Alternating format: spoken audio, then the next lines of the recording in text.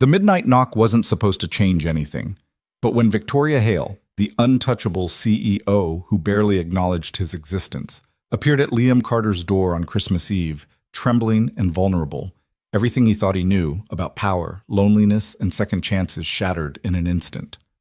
Some nights refuse to stay forgotten, no matter how hard you try to pretend they never happened. If you're watching from anywhere in the world, drop your city in the comments below.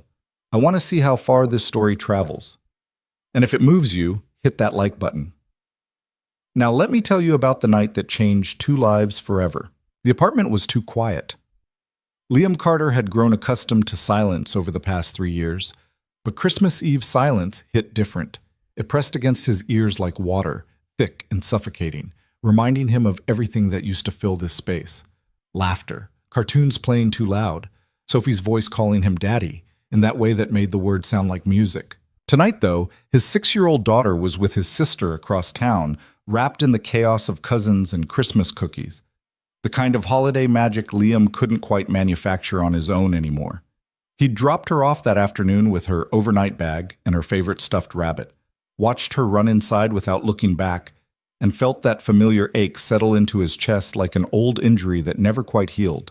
He told himself it was good for her, normal. She needed more than what he could provide in this cramped 2-bedroom apartment with its peeling wallpaper and appliances that only worked when they felt like it.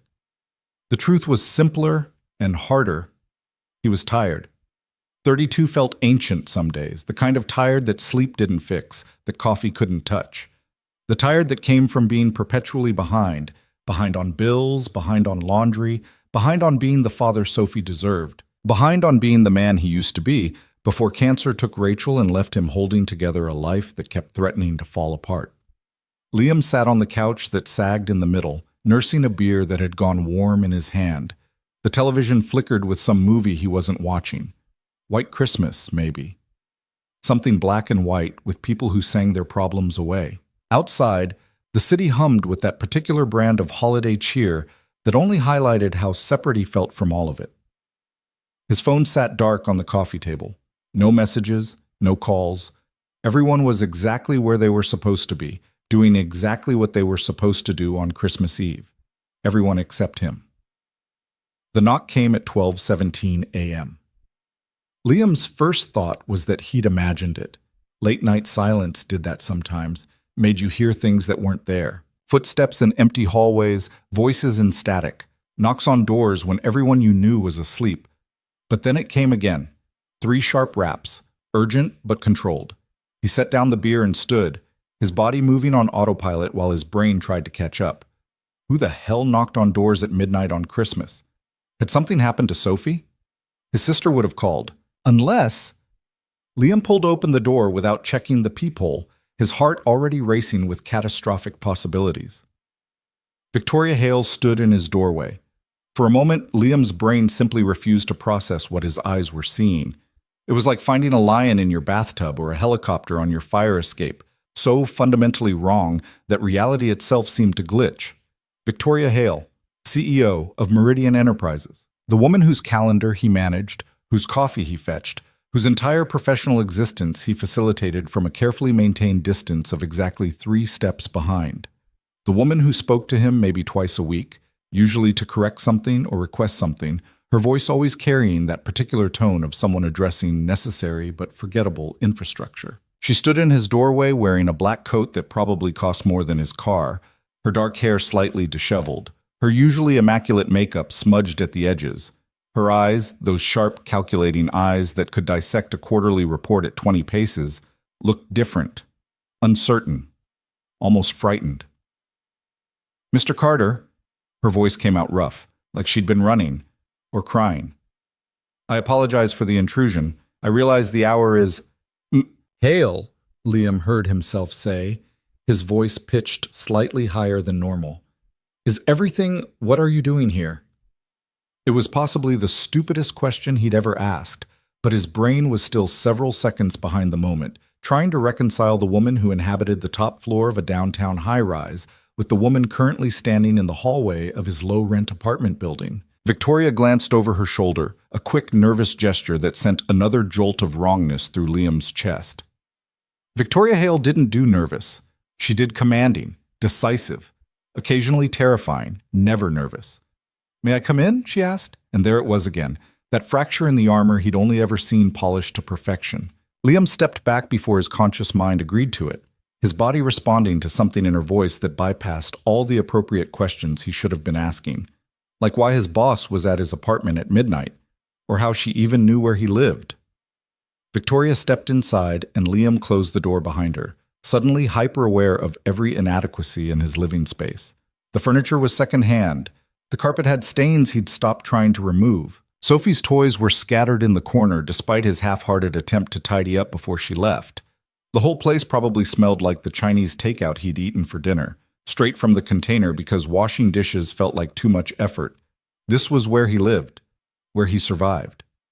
And now Victoria Hale was standing in the middle of it, looking around with an expression he couldn't quite read.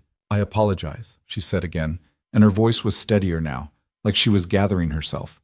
"This is inappropriate. I shouldn't have come here." But she made no move toward the door. Liam cleared his throat, scrambling for something approximating professional behavior. Did something happen? With work? I can call security if there's—" "No." Victoria cut him off, then seemed to catch herself.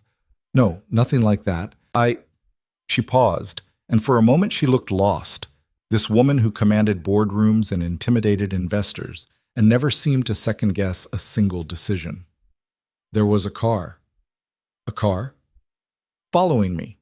She said it matter-of-factly, but her hands were clenched at her sides. "From the office. I was working late.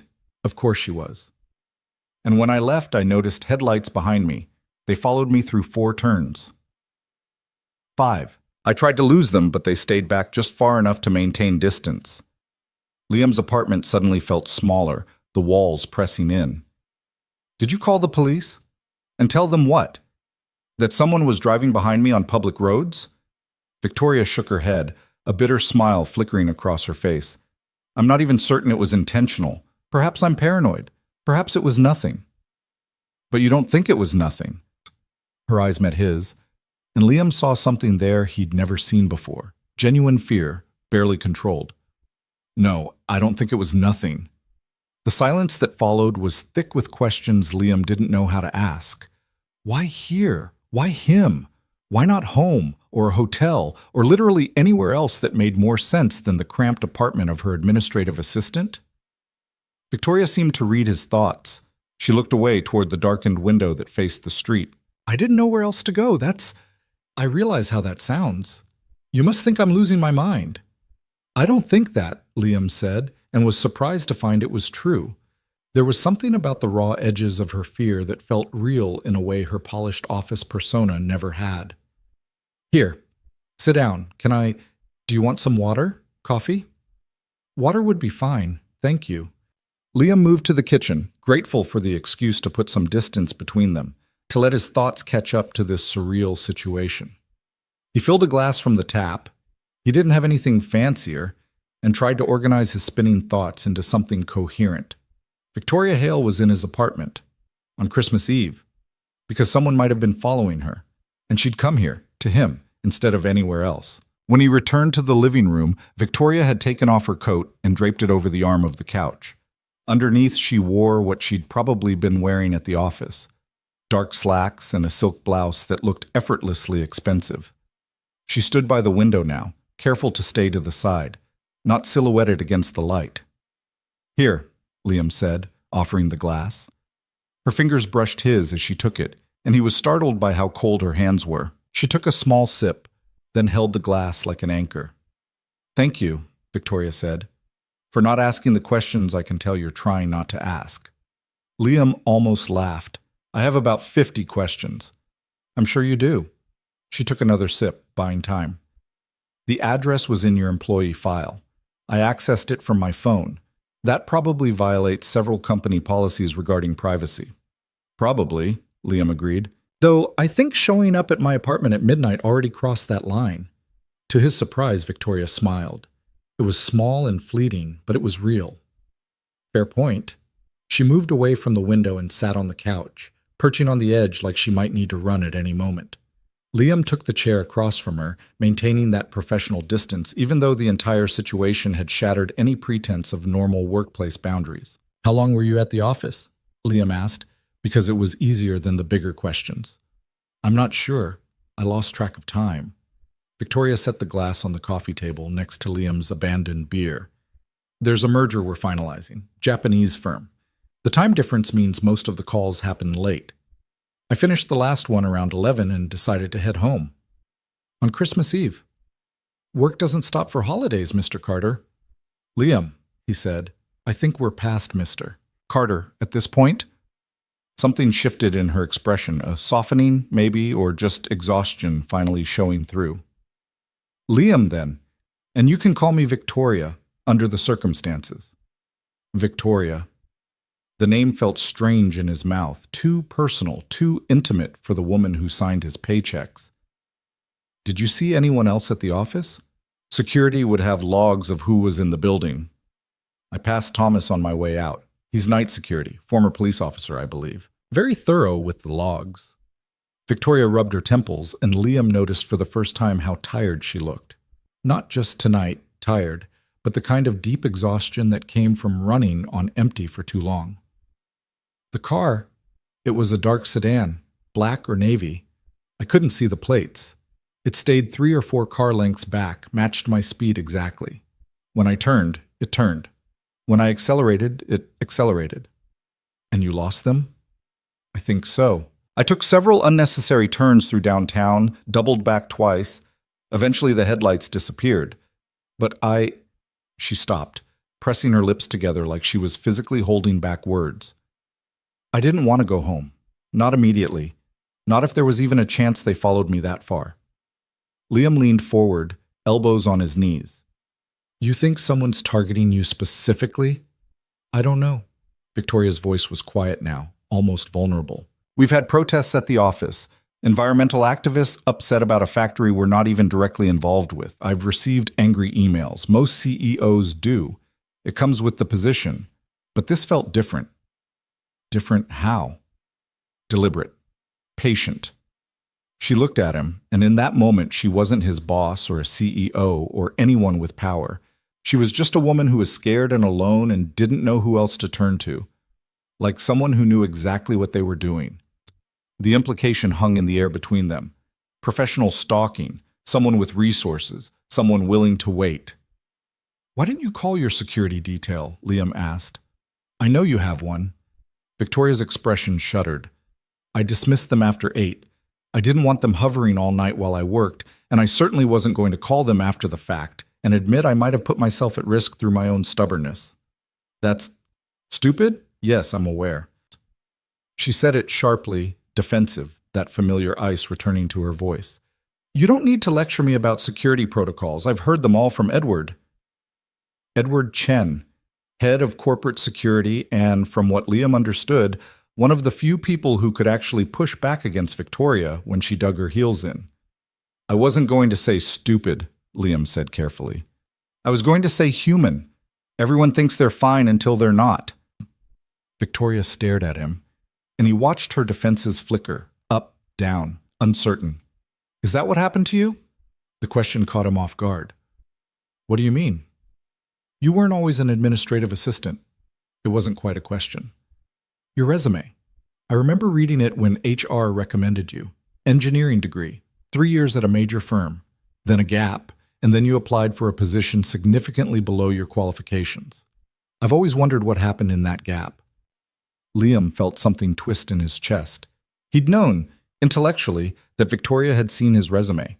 She signed off on all senior hires, even administrative ones. But hearing her say it out loud, acknowledging that she knew he'd taken a massive step backward, felt uncomfortably exposing. "My wife got sick," he heard himself say. "Cancer. Aggressive. By the time they found it, there wasn't much they could do except try to buy time. I quit my job to take care of her. And Sophie, our daughter, she was 3. "Sophie," Victoria's voice softened on the name. "The girl in the photo on your desk." "Yeah." Liam glanced toward the hallway where Sophie's bedroom door stood slightly ajar. "She's 6 now, staying with my sister tonight. They do Christmas Eve together. Bigger family, more excitement. Better than I can give her here. I'm sorry, Victoria said, and it sounded genuine. About your wife. Rachel. Liam didn't know why he offered the name. Maybe because Victoria had shared her fear and it felt only fair to share his grief.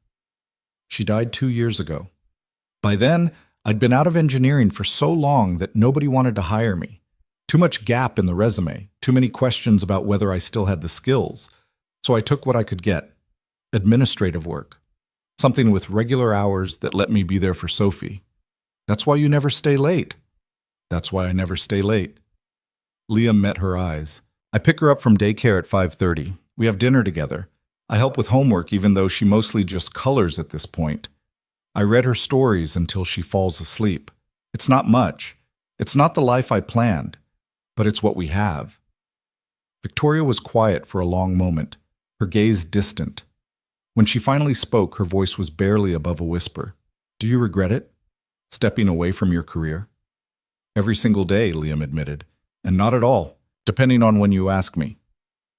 A sound from outside made them both freeze, a car engine, close and then fading. Victoria's hand moved to her phone, her entire body tensing. Liam stood and moved to the window, careful to stay out of direct line of sight. The street below was mostly empty, a few parked cars, one driving past slowly, taillights disappearing around the corner. Nothing that screamed danger, but nothing that felt entirely safe either. I don't see anything, he said, but he didn't move away from the window. I'm being paranoid, Victoria said, but she didn't sound convinced. This is ridiculous. I should go. I've imposed enough, and you have… Stay. The word came out before Liam could think better of it. Victoria looked at him, surprise flickering across her face. Just for a bit, Liam continued, his voice steadier now. Until you're sure nobody followed you here, have some coffee, catch your breath. You don't have to go back out there if you don't feel safe. I don't want to be a burden. You're not. And Liam realized, as he said it, that it was true. There was something about having someone else in the apartment that made the silence less oppressive, the night less endless. Even if that someone was his boss, who he barely knew, who existed in a completely different world than his. Besides, if you leave now and something happens, I'll feel responsible. And I don't need that kind of guilt on top of everything else. Victoria almost smiled. Emotionally manipulative, Mr. Liam. Whatever works. She studied him for another moment, then nodded slowly. Coffee then, if you're sure. I'm sure. Liam moved back to the kitchen, acutely aware of Victoria's eyes following him. The coffee maker was cheap and loud, but it worked. He measured out grounds, the good stuff he saved for mornings when he needed extra fortification, and tried to ignore the surreal nature of making coffee for Victoria Hale in his cramped kitchen at nearly 1 a.m. Your daughter, Victoria said from the living room. Sophie, what's she like? Liam smiled despite himself. Loud, fearless, too smart for her own good. She asks about 500 questions a day, most of which I don't know how to answer. Why is the sky blue? Where do thoughts come from? Can you die from eating too much ice cream? Can you? I told her we'd have to test that theory very carefully. He heard Victoria laugh, a real laugh, soft but genuine. The sound of it was startling. Liam had worked for her for 18 months and couldn't remember ever hearing her laugh. Rachel was better at the questions, Liam continued, pouring water into the machine. She had this way of taking Sophie seriously, even when the questions were absurd. She'd sit down and actually think about it, give these thoughtful answers that somehow made sense. I just make stuff up and hope Sophie doesn't call me on it later. I'm sure you're better at it than you think. Maybe. The coffee maker gurgled to life, filling the apartment with its familiar sound. Mostly I'm just trying not to screw her up too badly. That's the goal. Set the bar low enough that I might actually clear it. That's the goal for all of us, Victoria said quietly. Liam turned to look at her. She'd leaned back against the couch now, some of the tension leaving her shoulders. Without the fear sharpening her features, she looked younger, still beautiful in that severe, untouchable way, but also tired in a way that seemed to go deeper than one late night at the office. Do you have kids? Liam asked, then immediately regretted it. Too personal, too much like prying into a life he had no business knowing about. But Victoria didn't seem offended. No children, no husband, No real relationships that lasted longer than a few months before work got in the way. She said it matter-of-factly, but there was something underneath, not quite regret, but maybe its quieter cousin. Recognition of a path not taken. I always told myself there would be time later, after the next promotion, after the company stabilized, after I proved whatever it was I thought I needed to prove. And now I'm 43 years old, sitting in my assistant's apartment on Christmas Eve because I didn't know where else to go. She looked at him, and there was something raw in her expression that made Liam's chest tight. So I suppose the answer is that there never was going to be time later. There was only ever the choice I made over and over without quite realizing I was making it. The coffee finished brewing. Liam poured 2 cups, adding cream to his because that's how he took it, leaving Victoria's black because he didn't know her preferences, and black seemed safest. He brought them back to the living room, handed her one, and sat back down in the chair. "Thank you," Victoria said, wrapping both hands around the mug like she was cold despite the apartment's stuffy heating. She took a sip, closed her eyes briefly. "This is good. It's just coffee. It's just coffee that someone made for me without me having to ask or demand or schedule it into a meeting agenda." She opened her eyes. "You'd be surprised how rare that is." Liam didn't know what to say to that. He sipped his own coffee and tried to imagine what Victoria's life actually looked like beyond the glimpses he saw at work. The corner office with its view of the city. The meetings that ran back to back from 7 in the morning until whenever she finally left. The constant pressure of decisions that affected hundreds of employees, millions of dollars, the kind of responsibility that never really turned off. "Can I ask you something?" Victoria said, breaking the silence. "Sure." "Why did you take this job, with me specifically? You could have found administrative work anywhere, probably positions that paid better, required less." Liam considered the question, turning his coffee mug in his hands. "Honestly, the benefits package. Meridian has the best health insurance I could find. Sophie has some respiratory issues from when she was born premature. Nothing life-threatening, but she needs regular checkups, sometimes medications. The insurance I had after Rachel died was garbage. High deductible, didn't cover half of what Sophie needed. When I saw Meridian's package, it was a no-brainer." "You took the job for health insurance." "I took the job because I needed to keep my daughter healthy, and this was the best option available." Liam met her eyes. "That probably sounds mercenary."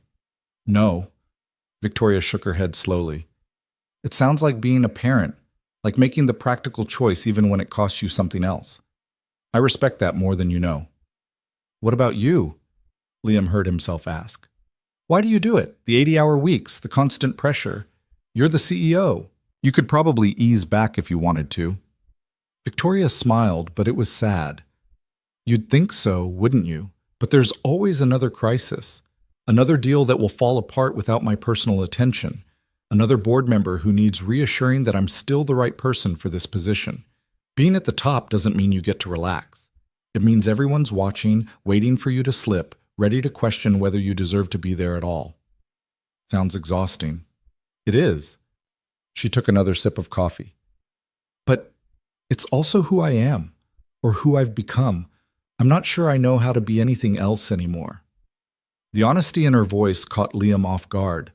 This wasn't the Victoria Hale who barked orders and expected immediate compliance. This was someone else, someone vulnerable and uncertain and maybe a little bit lost. "I used to think that too," Liam said carefully, "after Rachel died. I thought I was just Sophie's dad and the guy who used to be an engineer. Like I'd been reduced down to the bare minimum of myself and there wasn't anything else left." "What changed?" "Nothing changed." Liam shrugged. "I just stopped fighting it. Stopped pretending I was going to wake up one day and be the person I was before. This is who I am now. Maybe it's smaller than what I used to be. Maybe it's not. But it's real, and it's mine. And most days that's enough." Victoria was quiet, staring into her coffee like it held answers. When she finally spoke, her voice was almost too quiet to hear. "I don't know if I have anything that's mine anymore. Everything is the company, the strategy, the bottom line. Even this apartment." She gestured vaguely. "Coming here was calculated. I ran through my options and decided you were the safest bet. Someone who works for me but isn't part of my executive team. Someone who wouldn't ask too many questions or use this as leverage later." "That's pretty cynical." That's reality. But she didn't sound defensive now, just tired. When you're responsible for as many people as I am, you learn to calculate, to weigh options, to never make a decision that's just about what you want. Is that why you're here? Liam asked. Really? Because I was the safest calculated option? Victoria looked up, meeting his eyes, and for a long moment she didn't answer. Then, so quietly he almost missed it, she said, "No, I came here because I was terrified, and I didn't want to be alone." The admission hung in the air between them, raw and undefended. Liam felt something shift in his chest, some wall he didn't know he'd been maintaining crumbling just a little. "I get that," he said, "being alone." "Do you?" "Every single night." Liam set down his coffee mug. "Sophie falls asleep by 8. After that, it's just me and whatever noise I can generate to fill the silence. TV shows I don't really watch, music I don't really hear, anything to avoid sitting with how quiet it gets." "I never thought—" Victoria stopped, shook her head. "I suppose I assumed you had family, friends, a support system."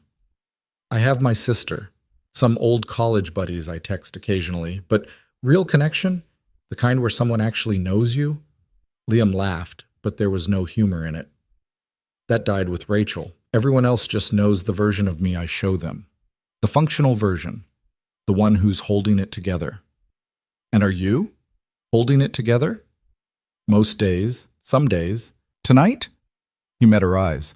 "Tonight I was sitting here drinking warm beer and watching a movie I've seen 50 times because it was easier than thinking about how I used to spend Christmas Eve before everything fell apart. So maybe not holding it together so much as just existing, waiting for tomorrow to come so I can pick up Sophie and pretend I'm fine."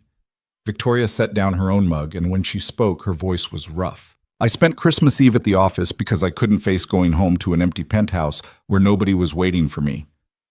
I tell myself it's dedication, work ethic. But the truth is, it's easier to be busy than to sit with how alone I actually am."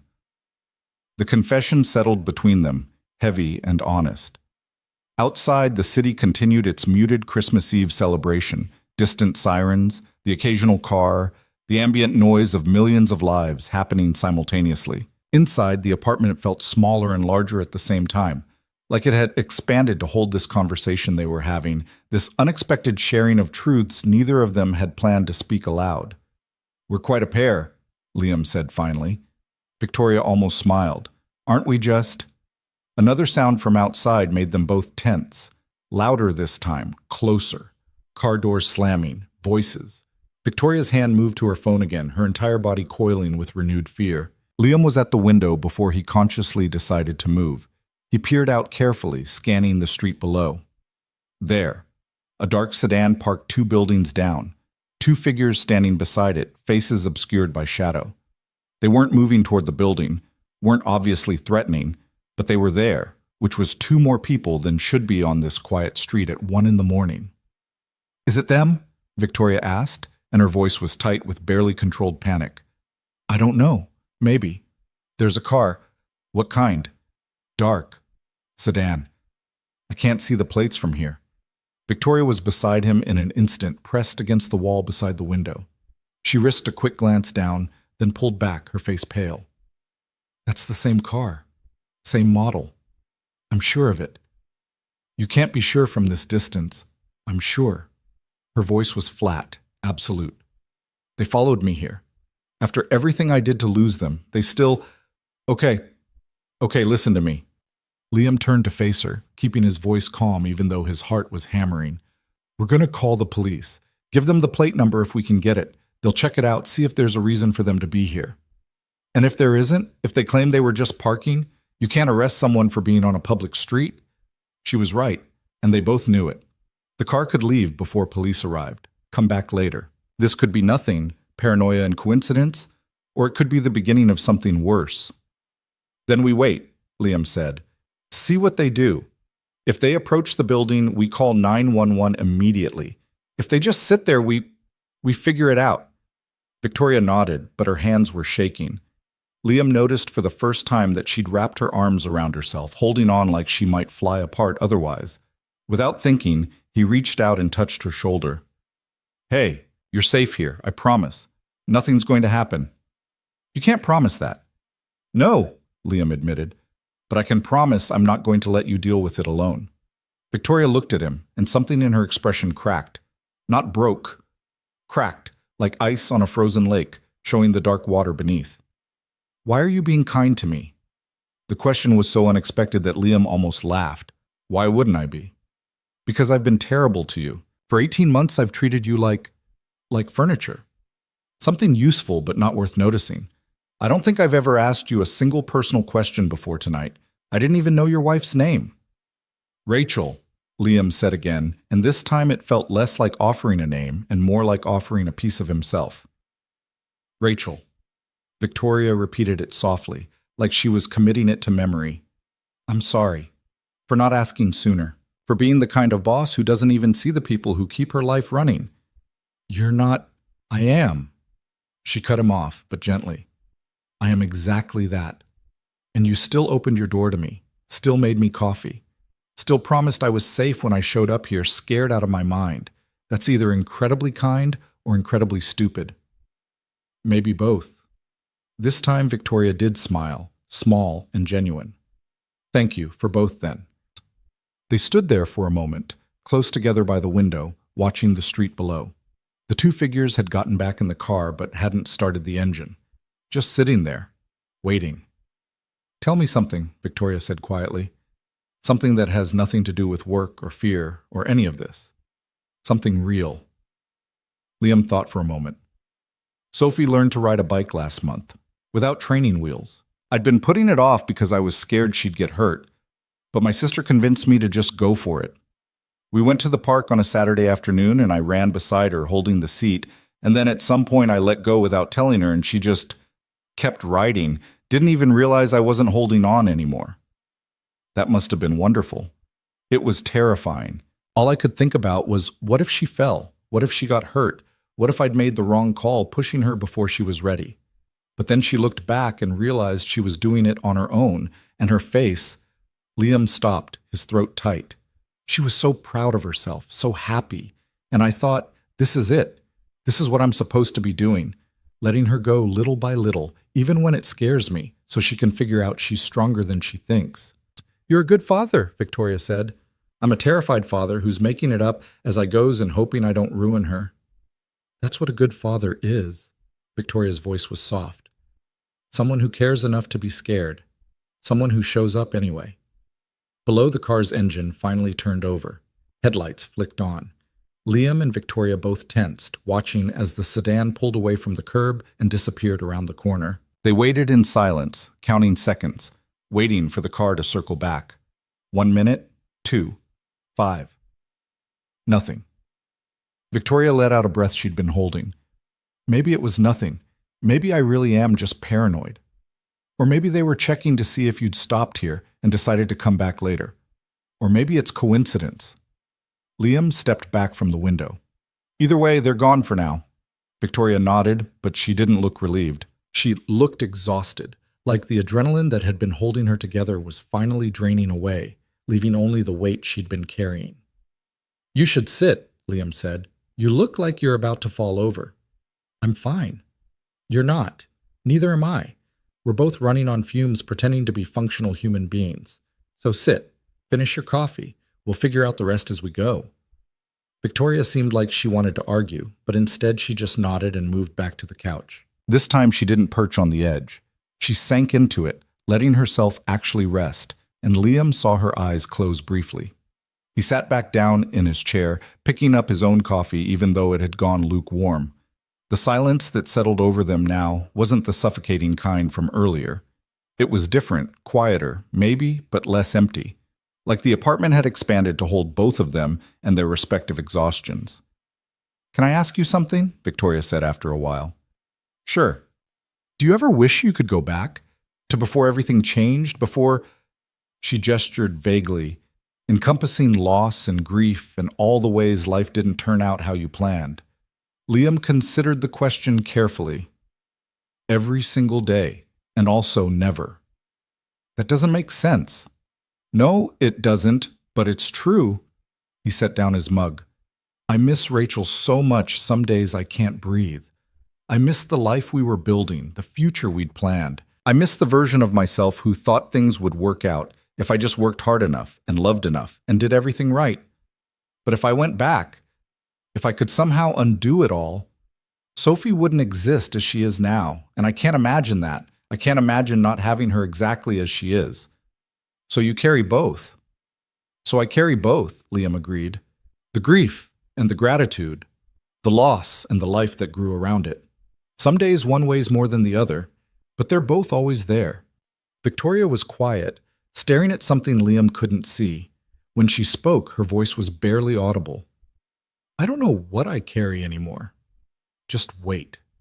Just this sense that I'm supposed to be doing something important, but I can't remember why it matters. When did you last take a vacation? She looked at him like he'd asked when she last grew wings and flew. I don't remember. Years, probably. There's always too much. Always too much, Liam finished. Always one more crisis. One more deal. One more reason it has to be you, and it has to be now. I get it. I used to think like that too. But you don't anymore. I can't anymore. Sophie won't let me. She doesn't care about deals or promotions or proving myself. She just wants me there. Present. Actually paying attention instead of running through tomorrow's schedule in my head. Liam leaned forward.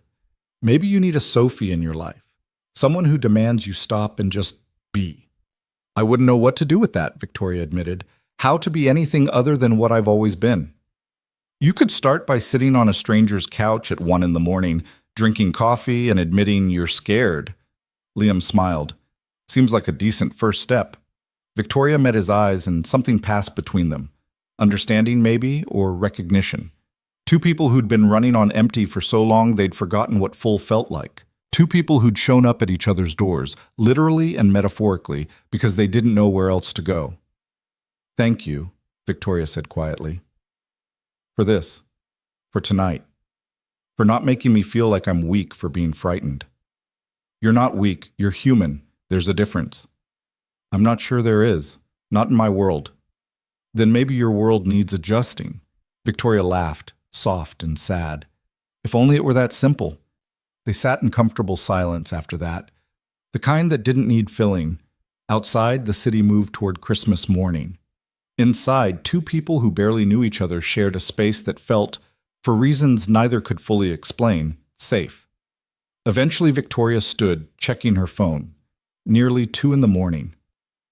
I should go. Let you get some sleep before your daughter comes home. Sophie won't be back until tomorrow afternoon. Liam stood as well. You're welcome to stay longer if you don't feel safe leaving. I'll be fine. The car is gone. I'm probably overreacting to everything. But she didn't move toward the door, just stood there, coat over her arm, looking uncertain. Or, Liam said carefully, you could stay until morning. Take the couch. I'll take Sophie's bed. She's got about 40 stuffed animals in there, but they're surprisingly comfortable. That way you're not driving home alone in the middle of the night. And if that car does come back, there's someone else here.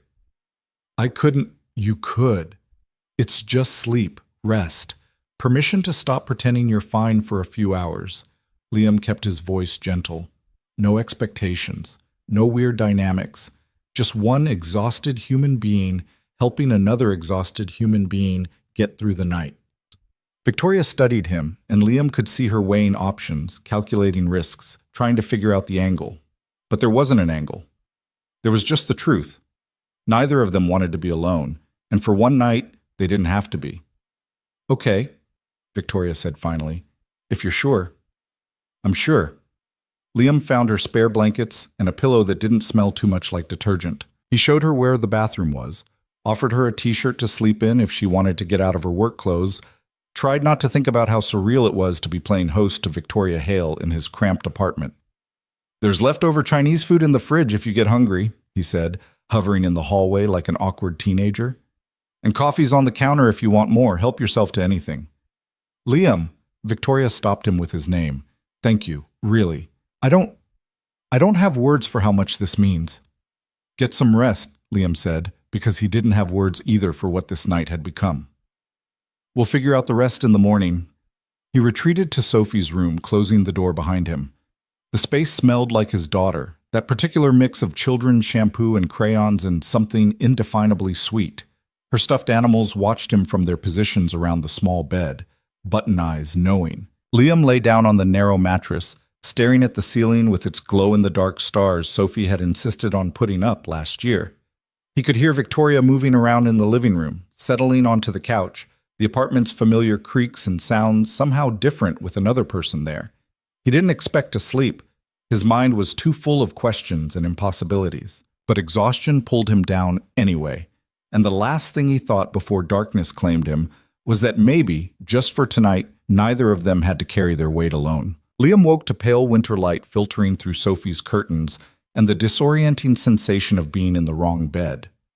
For a moment his brain scrambled to place himself, too small, too many stuffed animals, wrong angle to the window, before memory crashed back in fragments. Victoria. The car. Coffee at midnight. The impossible reality of his boss sleeping on his couch. He checked his phone. 7:13, Christmas morning. Outside, the city was probably still quiet, that brief window before kids woke up and chaos descended. Inside his apartment, he could hear nothing, no movement, no sounds of Victoria stirring. Liam sat up carefully, his back protesting the narrow mattress. He was still wearing yesterday's clothes, rumpled and uncomfortable. For a moment he just sat there, trying to reconcile the previous night with daylight reality. Had it actually happened? Had Victoria Hale really shown up terrified at his door, admitted she was lonely, fallen asleep on his second-hand couch? He stood and opened the door quietly, half expecting the living room to be empty. Some fever dream his exhausted brain had conjured to make the silence less oppressive. But no. Victoria was there, still asleep on the couch, curled on her side with the blanket pulled up to her shoulders. She'd taken him up on the t-shirt offer. He could see his old college shirt, faded gray with the logo that had mostly worn away. Her dark hair had come loose from whatever style she'd been wearing, falling across her face in a way that made her look younger, vulnerable. Liam stood in the doorway, uncertain. The smart thing would be to retreat, let her wake on her own, maintain some semblance of professional distance. But the apartment was cold. The heating was on a timer to save money, and Victoria was shivering slightly in her sleep. He moved quietly to adjust the thermostat, then started the coffee maker. The familiar sounds seemed to fill the space, grounding him. This was still his apartment, still his life. The surreal elements of last night didn't change the basic mechanics of morning. What time is it? Liam turned. Victoria was awake, sitting up, pushing hair out of her face. Without makeup, wearing his oversized shirt, she looked nothing like the polished CEO from the office. She looked like someone who'd had a rough night and was trying to get her bearings. "Little after 7, Liam said. "Coffee's almost ready. Did you sleep okay?" "Better than I have in weeks." Victoria rubbed her eyes, then seemed to realize what she'd admitted. "That probably says something concerning about my sleep habits. Or about how exhausted you were." Liam pulled down 2 mugs. "Cream? Sugar? Black is fine." "That's what I figured last night, but I wanted to confirm." Victoria stood, folding the blanket with automatic precision despite the circumstances. "I should go. I've imposed long enough, and you probably have plans." "Sophie won't be back until this afternoon, and my plans consist of eating leftover Chinese food and watching whatever Christmas movie is on TV. Liam poured 2 cups, brought one over. "You're welcome to stay for breakfast, or at least until you feel safe heading home." Victoria took the coffee, wrapped both hands around it like she had last night. "You don't have to keep being kind to me." "I'm not being kind. I'm being practical. If you leave now and that car is out there waiting, I'll spend the rest of the day wondering if you made it home okay. And I don't need that kind of anxiety on top of everything else." Still emotionally manipulative. "Still whatever works." Liam smiled. "Besides, it's Christmas. Even terrible bosses deserve coffee on Christmas." "I am a terrible boss." Victoria said it flatly, like a confirmed diagnosis. "I said even terrible bosses. I didn't confirm you were one." "You didn't have to." She moved to the window, careful to stay to the side, and looked out at the street. "You've worked for me for 18 months, and last night was the first real conversation we've ever had. That's not a good track record." Liam joined her at the window, scanning the street below. A few parked cars, all empty. Someone walking a dog. Normal morning activity. No dark sedans, no suspicious figures. For what it's worth, Liam said, I don't think being focused on work makes you terrible. Just singular. Like you've optimized for one thing at the expense of everything else. That's a diplomatic way of saying I have no life. You have a life. It's just narrow. And probably exhausting. Victoria took a sip of coffee, still watching the street. I used to think it was enough. The company, the success, the constant forward motion. I told myself that connection and relationships were luxuries I'd get to eventually, after I'd proven myself, after I'd built something that mattered. And now? Now I'm standing in my assistant's apartment on Christmas morning because I was too scared to go home alone. She turned to look at him. That feels like a reckoning I've been avoiding for a long time. Liam didn't have an easy answer for that. He sipped his own coffee and tried to find words that weren't platitudes. After Rachel died, he said finally, I had this moment about 6 months in where I realized I'd been functioning but not living, just going through motions. Work, Sophie, sleep, repeat. And I remember thinking, is this it? Is this what the rest of my life looks like? Just surviving until I don't have to anymore? What did you do? Nothing, mostly. Kept surviving. But I stopped pretending it was the same as living. Liam set down his mug. I think that's the hardest part. Admitting that what you're doing isn't working without knowing what would work instead. I don't know how to do anything else. Victoria's voice was quiet. I've been this person for so long. The CEO. The decision maker, the one who has all the answers. I don't know who I am when I'm not that. Maybe that's what you figure out next. Maybe. But she didn't sound convinced. They stood there in silence, watching the morning city wake up. Liam found himself acutely aware of the strangeness of this moment, standing in comfortable silence with a woman who 24 hours ago existed in a completely separate sphere of his life. A woman who was still technically his boss, even though that designation felt meaningless in the context of shared vulnerability and 3 a.m. confessions. I should check in with security, Victoria said, pulling out her phone. Let Edward know I'm all right. He's probably already sent out a search party. You didn't tell him you were coming here? I didn't tell anyone. Last night wasn't exactly planned. Victoria moved away from the window, typing rapidly on her phone. Liam busied himself in the kitchen, giving her privacy while she dealt with whatever fallout came from disappearing on Christmas Eve. He found eggs in the fridge, bread that was only slightly stale, basic breakfast materials. Nothing fancy, but better than cold Chinese food. How do you feel about scrambled eggs? He called over. You don't have to cook for me. It's not for you, it's for me. I'm just making extra in case you're hungry. He heard Victoria's soft laugh. Then I feel fine about scrambled eggs. Liam cracked eggs into a bowl, whisked them with practiced efficiency. Cooking was one of those things he'd had to learn quickly after Rachel died. She'd been the kitchen expert, able to make something delicious out of random ingredients. He'd been the guy who burned toast and ordered takeout. But necessity was a thorough teacher, and after 3 years he could manage basic meals that Sophie would actually eat. Edward wants me to file a police report, Victoria said, returning to the kitchen. She'd pulled on her slacks from last night but kept his t-shirt on, creating an odd hybrid of professional and casual. About the car. He thinks I should have called him immediately. Probably should have, Liam agreed, pouring the eggs into the heated pan. Though I understand why you didn't. Do you? You didn't want to look scared, vulnerable, like you'd made a mistake dismissing your security detail. Liam stirred the eggs, keeping them moving. Easier to handle it yourself than admit you needed help. Victoria leaned against the counter, watching him cook. You're oddly perceptive for an administrative assistant. I'm oddly a lot of things for an administrative assistant. Liam pulled down plates. Engineering degree, remember? I can calculate load-bearing stress and make mediocre scrambled eggs. Renaissance man. These smell better than mediocre. Wait until you taste them. The smell is deceptive. But when he plated the eggs and handed Victoria a fork, she took a bite and made a small sound of approval. These are good. Don't sound so surprised. I'm not surprised. She paused, seeming to search for words.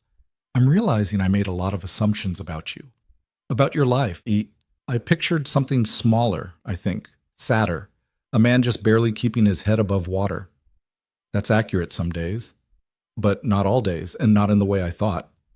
Victoria took another bite. You have this whole life I knew nothing about. Skills and history and depth. And I reduced you to a function. The person who manages my calendar and answers my emails. I'm sorry for that. Liam ate his own eggs, considering his response. I didn't exactly make myself known, either. It's easier to be invisible sometimes. Less complicated. Is that what you are at work? Invisible? Invisible adjacent. I do my job, stay out of the way, don't make waves. It's not personal. It's just survival takes energy. I don't have extra for office politics or networking or any of that. Victoria nodded slowly. I think that's why I came here last night. Because you were invisible enough that showing up wouldn't complicate things professionally, but visible enough that I knew you'd open the door. That's pretty calculated for someone who was terrified. I'm always calculating, even when I'm falling apart. She set down her fork. That's part of the problem, I think. I can't turn it off. Can't stop running through scenarios and weighing options and trying to control outcomes. What would happen if you did? Turn it off? I don't know. That's what scares me. Victoria looked at him directly. I've built my entire identity around being in control. Being the smartest person in the room, making the hard calls. If I'm not that, what am I? Liam thought about the question while he finished his eggs. It was the kind of thing Rachel would have had an insightful answer for, some wisdom drawn from her psychology degree and natural empathy. He just had his own fumbling experience with identity collapse and forced reconstruction. After Rachel died, he said, I had to figure out who I was when I wasn't half of a couple. When I wasn't the husband who brought her tea in the morning and knew exactly how she liked her sandwich cut. All those small things that defined me in relation to her, they didn't work anymore. I was just Liam, alone, and I didn't know what that meant. How did you figure it out? I didn't, not really. I just started making decisions based on what Sophie needed, and eventually those decisions formed a shape, a life. It's not the life I planned, but it's real. It works most days. So I should have a child to give my life structure? Victoria's tone was wry. No. You should maybe stop defining yourself entirely by your job and see what else is there. Liam collected their plates. Take a vacation. Read a book that has nothing to do with business. Sleep past 6 a.m. Small rebellions against the person you've been. I don't know how to do small. Then start microscopic and work your way up. Victoria smiled, and Liam was struck again by how different she looked when she let her guard down. Not softer exactly, but more human. Less like an archetype and more like a person. I'm supposed to have dinner with the board chair tonight, Victoria said. Christmas dinner at his house in Connecticut. Very formal, very strategic. His wife invited me weeks ago, and I accepted because it seemed professionally advantageous. Sounds delightful. It sounds exhausting. 3 hours of careful conversation where every word is weighed for implications, where I have to be on the entire time, managing perceptions and relationships. She looked at Liam. I don't want to go. For the first time in my career, I'm looking at a professional obligation and thinking I'd rather be literally anywhere else. So don't go. I can't just not go. Why not? Call and say you're not feeling well, which is true. You were up all night because someone followed you. That's a legitimate reason to cancel. Victoria shook her head. It's not that simple. Douglas Winters doesn't accept cancellations well. He'd see it as a slight. Then slight him. Liam rinsed the plates. What's he going to do, fire you? You're the CEO. You own more of the company than he does. It's not about firing. It's about alliance. About maintaining relationships with the people who can make my life difficult if they choose to. Victoria's voice had taken on that corporate edge, the one that meant she was retreating into professional mode. You don't understand how these dynamics work. You're right, I don't. But I understand that you spent last night terrified and exhausted, and maybe what you need today isn't strategic networking. Maybe it's just rest. I don't know how to do that either. Then learn. Consider it part of your microscopic rebellion. Victoria was quiet for a long moment, conflict playing across her face. Liam could practically see the calculation happening, weighing professional consequences against personal needs, trying to optimize an equation that maybe didn't have a right answer. What would you do? She asked finally. If you were me. If you had this obligation but didn't want to go. I'd call and cancel, but I'm not you. I don't have your responsibilities or your position. Liam dried his hands on a dish towel. I just know that life's too short to spend Christmas with people you don't actually like because it might be professionally useful.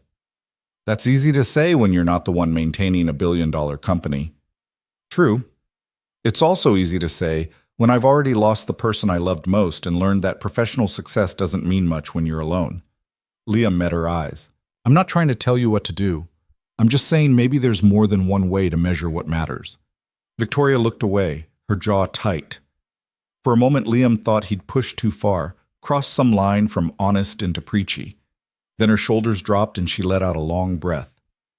I hate that you're right, she said quietly. I'm not right. I'm just tired of watching people, including myself, make decisions based on fear instead of what they actually want. And what do I actually want? I don't know. What do you want? Victoria turned back to him, and there was something raw in her expression. I want to not go to Douglas Winter's house and pretend to care about his wife's interior decorating choices while he subtly questions my quarterly decisions. I want to stay here in this apartment that's too small and too warm and smells like coffee and not think about work for 5 consecutive minutes. I want... She stopped, shook her head. This is stupid. It's not stupid. Keep going. I want to feel like a person instead of a position, just for one day. Her voice cracked slightly on the last word. Is that pathetic? That I'd rather hide out in my assistant's apartment than face my actual life?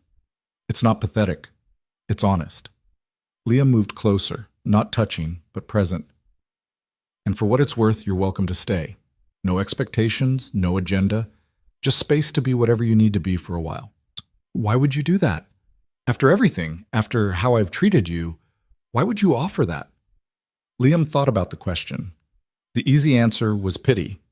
The truthful answer was more complicated, tangled up in his own loneliness and the unexpected comfort of having someone else in the apartment. Someone who understood, in her own way, what it meant to be running on empty while pretending everything was fine. Because I know what it's like to need somewhere to hide, he said finally. And because last night, having you here made the silence less awful. So maybe it's selfish. Maybe I'm offering because I don't want to be alone either. Victoria's eyes were bright, and Liam realized with some alarm that she might cry. But she blinked it back, that iron control reasserting itself even as it cracked at the edges. Okay, she said. Okay, I'll cancel. I'll tell Douglas I'm not feeling well, which is true, and I'll stay, if you're sure. I'm sure.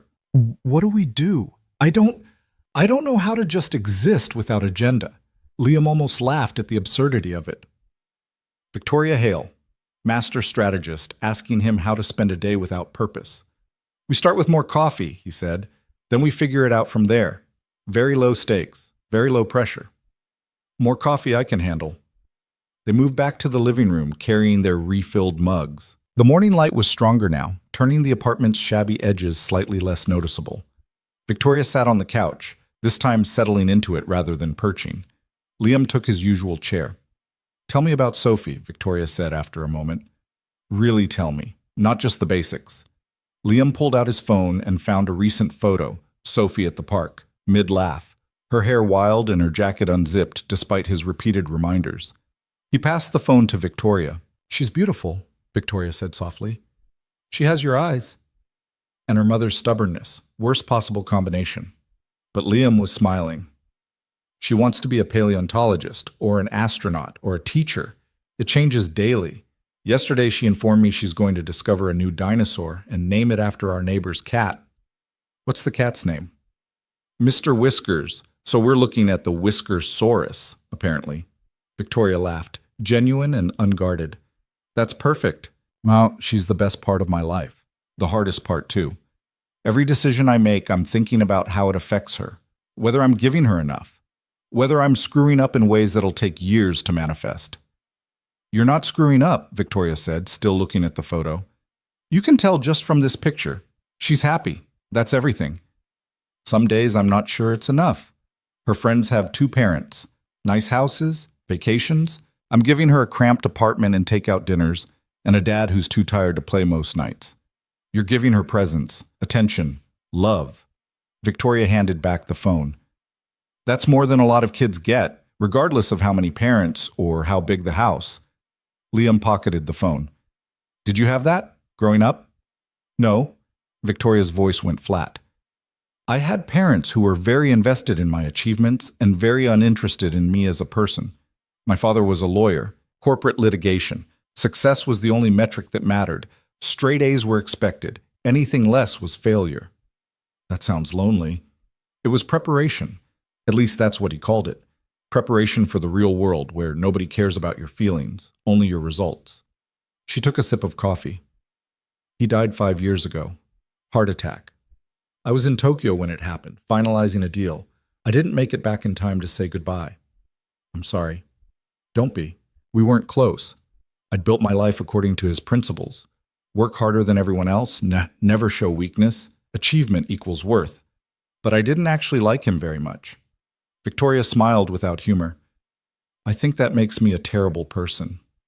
It makes you honest. There's no rule that says you have to mourn someone just because they're related to you. My mother certainly thinks there is.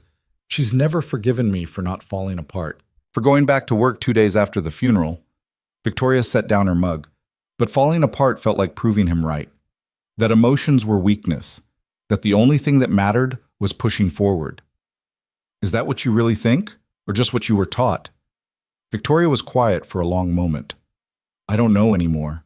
It's been the operating principle for so long that I can't separate what I believe from what I was conditioned to believe.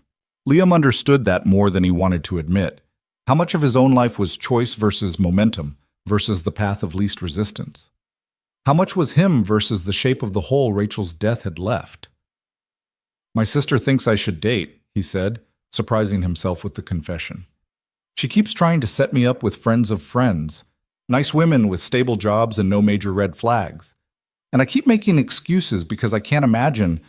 I don't know how to do that again. How to let someone in when I know how bad it hurts when they leave. Have you tried? Once, about a year ago, went on exactly one date with a teacher from Sophie's school. She was lovely, smart, funny, good with kids. We had absolutely nothing to talk about. I spent the entire dinner thinking about everything I needed to do at home, and she spent it being very patient with how checked out I was. We never went out again. But your sister keeps trying. She thinks I'm wasting my life. That Rachel wouldn't want me to be alone forever. Liam rubbed his face. She's probably right. But knowing something intellectually and feeling ready for it are different things. So you stay invisible, safe. Don't risk connection because connection means potential loss. Says the woman who works 80 hours a week to avoid going home to an empty apartment. Victoria smiled grimly. We're both terrible at this, aren't we? At being human beings with needs beyond basic survival.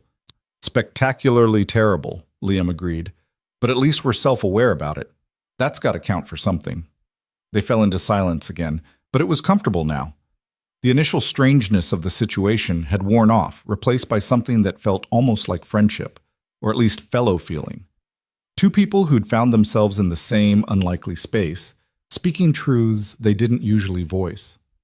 Victoria's phone buzzed. She glanced at it, and Liam saw her expression shift, that professional mask sliding back into place. Edward, she said. He wants to send someone over. Check the area. Make sure it's secure. Do you want that? I don't know. Part of me wants the security. The other part wants to pretend last night didn't happen, and I'm just... She gestured vaguely at the apartment, at herself in his t-shirt, at the impossible situation. Taking a personal day. You can have both. Let Edward send someone. They can check the perimeter, verify nobody's watching the building. Then you know you're actually safe instead of just hoping you are. Victoria nodded slowly. That's practical. I have my moments. She typed a response, then set the phone aside. He'll have someone here within the hour. Very discreet. They'll check things out and report back. Good. Thank you. For not making me feel paranoid about this. You're not paranoid if someone actually was following you. Liam stood. I'm going to take a shower if that's okay. Make yourself at home. TV remote's on the coffee table if you want to find something to watch. He escaped to the bathroom before the domesticity of the moment could get any weirder. Letting his boss make herself comfortable in his living room while he showered, that wasn't something they'd covered in any workplace training he'd received. The shower was hot and too short, The water pressure adequate, but not great. Liam stood under the spray and tried to organize his thoughts into something coherent. 24 hours ago, his biggest concern had been getting through another solo Christmas. Now he was hosting Victoria Hale, who'd shown up scared and vulnerable and nothing like the person he thought he knew. And the strangest part was how not strange it felt. Once you got past the initial impossibility, having Victoria here was just nice, easy, like they'd been friends for years instead of employer and employee who barely spoke. When he emerged, dressed in clean jeans and a sweater that was only slightly worn at the elbows, he found Victoria standing at his bookshelf. She'd found one of Rachel's old books, a paperback mystery with a cracked spine and notes in the margins. "Sorry," she said, looking up. "I was being nosy." "It's fine. Not much to discover. Half of those are Rachel's. I can't bring myself to get rid of them, but I can't bring myself to read them either." Victoria carefully returned the book to its spot. "What was she like?" "Your wife." Liam moved to stand beside her, looking at the spines like they held answers. "Brilliant. Funny in unexpected ways. She saw the world different than most people. Could find joy in weird places. Rain on Tuesdays.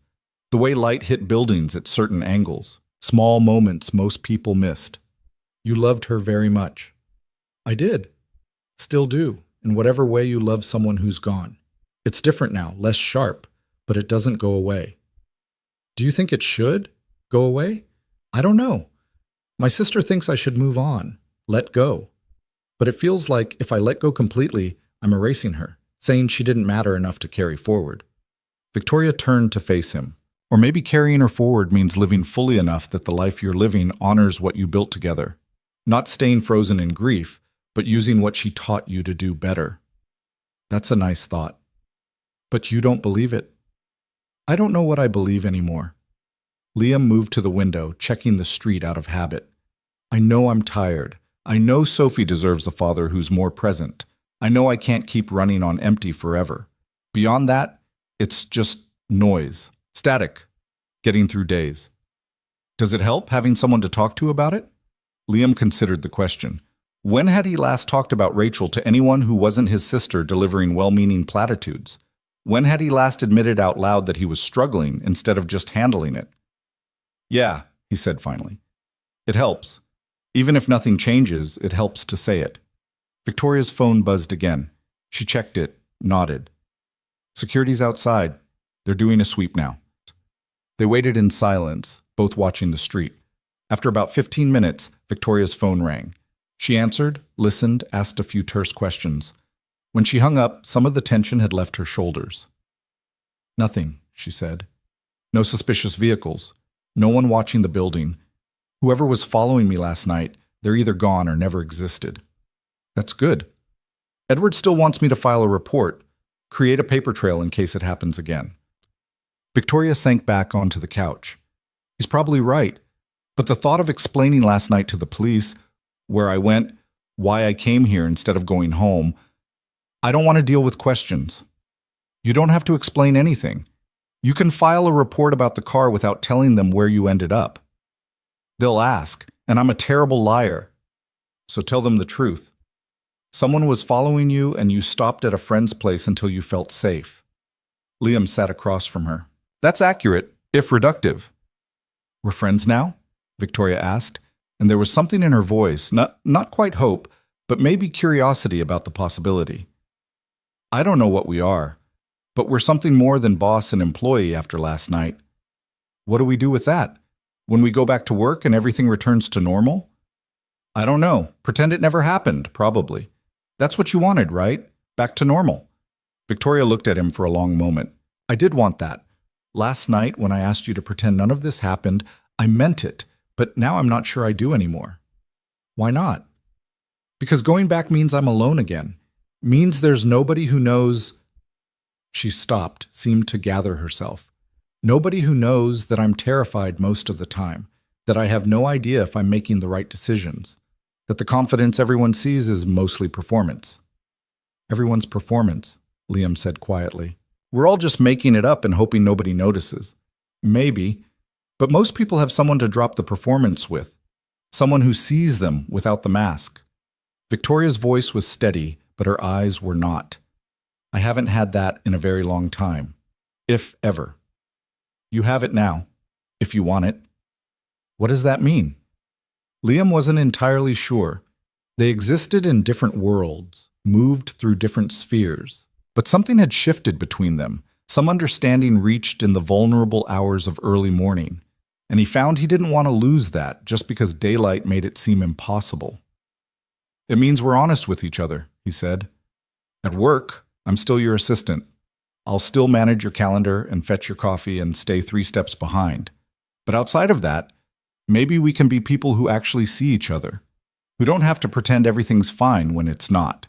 That's dangerous, Victoria said, blurring those lines. Probably, but I think we already blurred them. Might as well acknowledge it.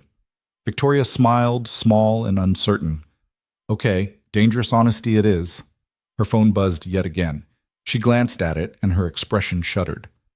Douglas Winters, probably checking that I'm still coming tonight. Are you? No. Victoria typed rapidly. I'm sending my regrets, citing security concerns from last night, which is true enough. She hit send before she could second-guess herself. There. Done. I'm officially playing hooky for my professional obligations. How does it feel? Terrifying. Liberating? Both. Victoria set the phone down decisively. So what do people do on Christmas when they're not networking? Honestly, I usually just exist quietly until it's time to pick up Sophie, watch movies, avoid the internet, try not to think too hard about how different this year is from years past. That sounds perfect, Victoria said, and meant it. So that's what they did. They ended up watching It's a Wonderful Life because it was on, and neither of them had the energy to find something else. Liam had seen it a dozen times, maybe more. Rachel used to cry at the ending every single year, and he'd tease her about it even as he handed her tissues. Now he watched it with a kind of numb detachment, the sentimentality bouncing off him like rain off glass. Victoria sat at the other end of the couch, her legs tucked under her, still wearing his t-shirt. She'd given up on checking her phone every few minutes. It sat face down on the coffee table, occasionally buzzing with notifications she ignored. This is deeply manipulative, Victoria said about halfway through, when George Bailey was spiraling into despair. The whole premise, one person's existence affecting an entire town, it's statistically absurd. It's not supposed to be realistic. It's supposed to make you feel things. I'm feeling manipulated. But Liam noticed she didn't look away. And when the ending came, the whole town showing up, the bell ringing, the sappy music swelling, he saw her wipe at her eyes quickly, like she hoped he wouldn't notice. You cried, he said. I did not. You absolutely did. It's allergies. Your apartment is very dusty. My apartment is immaculate, Liam said, which was a complete lie. Just admit the movie got to you. Victoria shot him a look that probably terrified board members, but there was no real heat in it. Fine. It got to me. Happy? Thrilled. Victoria Hale has feelings. This is breaking news. Don't be smug. It's not attractive. The word hung in the air for a moment. Attractive. And Liam felt something shift in the atmosphere. Not uncomfortable exactly, but charged. Aware. He was suddenly conscious of how close they were sitting, of the fact that Victoria was wearing his clothes, of the intimacy that had developed over the past 12 hours. He stood abruptly, needing distance. I should make lunch. Are you hungry? I could eat. Liam escaped to the kitchen, grateful for something to do with his hands. The lunch options were limited, more eggs, some questionable deli meat, half a loaf of bread. He settled on grilled cheese because it was hard to screw up and vaguely festive. Victoria joined him, leaning against the counter. Can I help? You know how to cook? I can manage toast without burning down the building. Barely. Then you can butter the bread. Butter's in the fridge. They worked in silence, falling into an easy rhythm. Victoria buttered while Liam heated the pan and sliced cheese.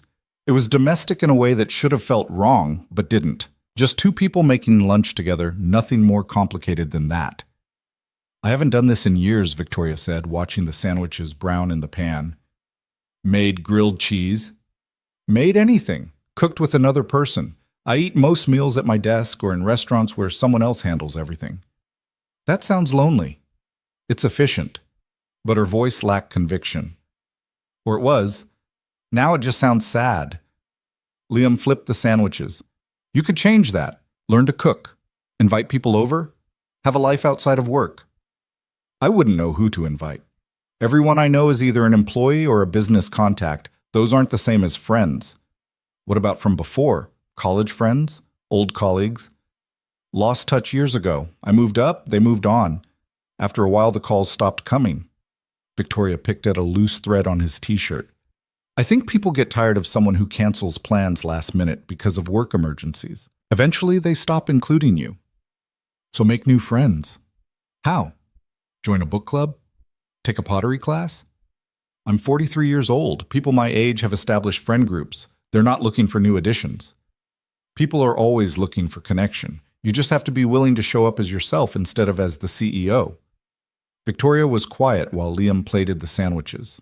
When they sat down at the small kitchen table, Liam had to clear off some of Sophie's coloring books first.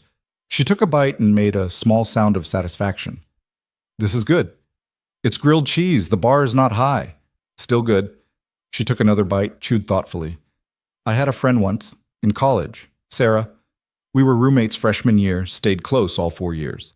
She was studying literature while I was in business. We used to stay up late arguing about capitalism and art and whether success could be measured in anything other than money.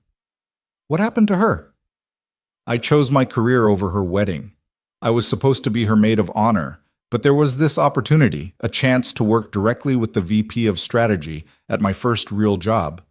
He needed someone to accompany him to Singapore for 2 weeks, and it overlapped with Sarah's wedding weekend. I took the trip. Victoria set down her sandwich. She never forgave me. I told myself it was worth it. That job led to another, which led to another. Look where I am now. VP of strategy became my mentor. I learned everything from him. Do you ever wonder what would have happened if you'd gone to the wedding? All the time. Would I still be here? Would I have made different choices? Would I be less? She gestured at herself, encompassing everything. Vamos sin. This. What's wrong with this? I'm having lunch with my assistant on Christmas because I have nobody else. That's what's wrong with this. Liam finished his own sandwich before responding. I'm having lunch with my boss because my wife is dead and my daughter is with my sister. We're both here because life didn't work out the way we planned. That doesn't make us pathetic, it just makes us human. When did you get so wise? I'm not wise. I'm just tired of pretending everything's fine when it's not. Liam collected their plates. And I'm tired of watching other people do the same thing. We're all walking around acting like we have it together, and we're all barely holding on.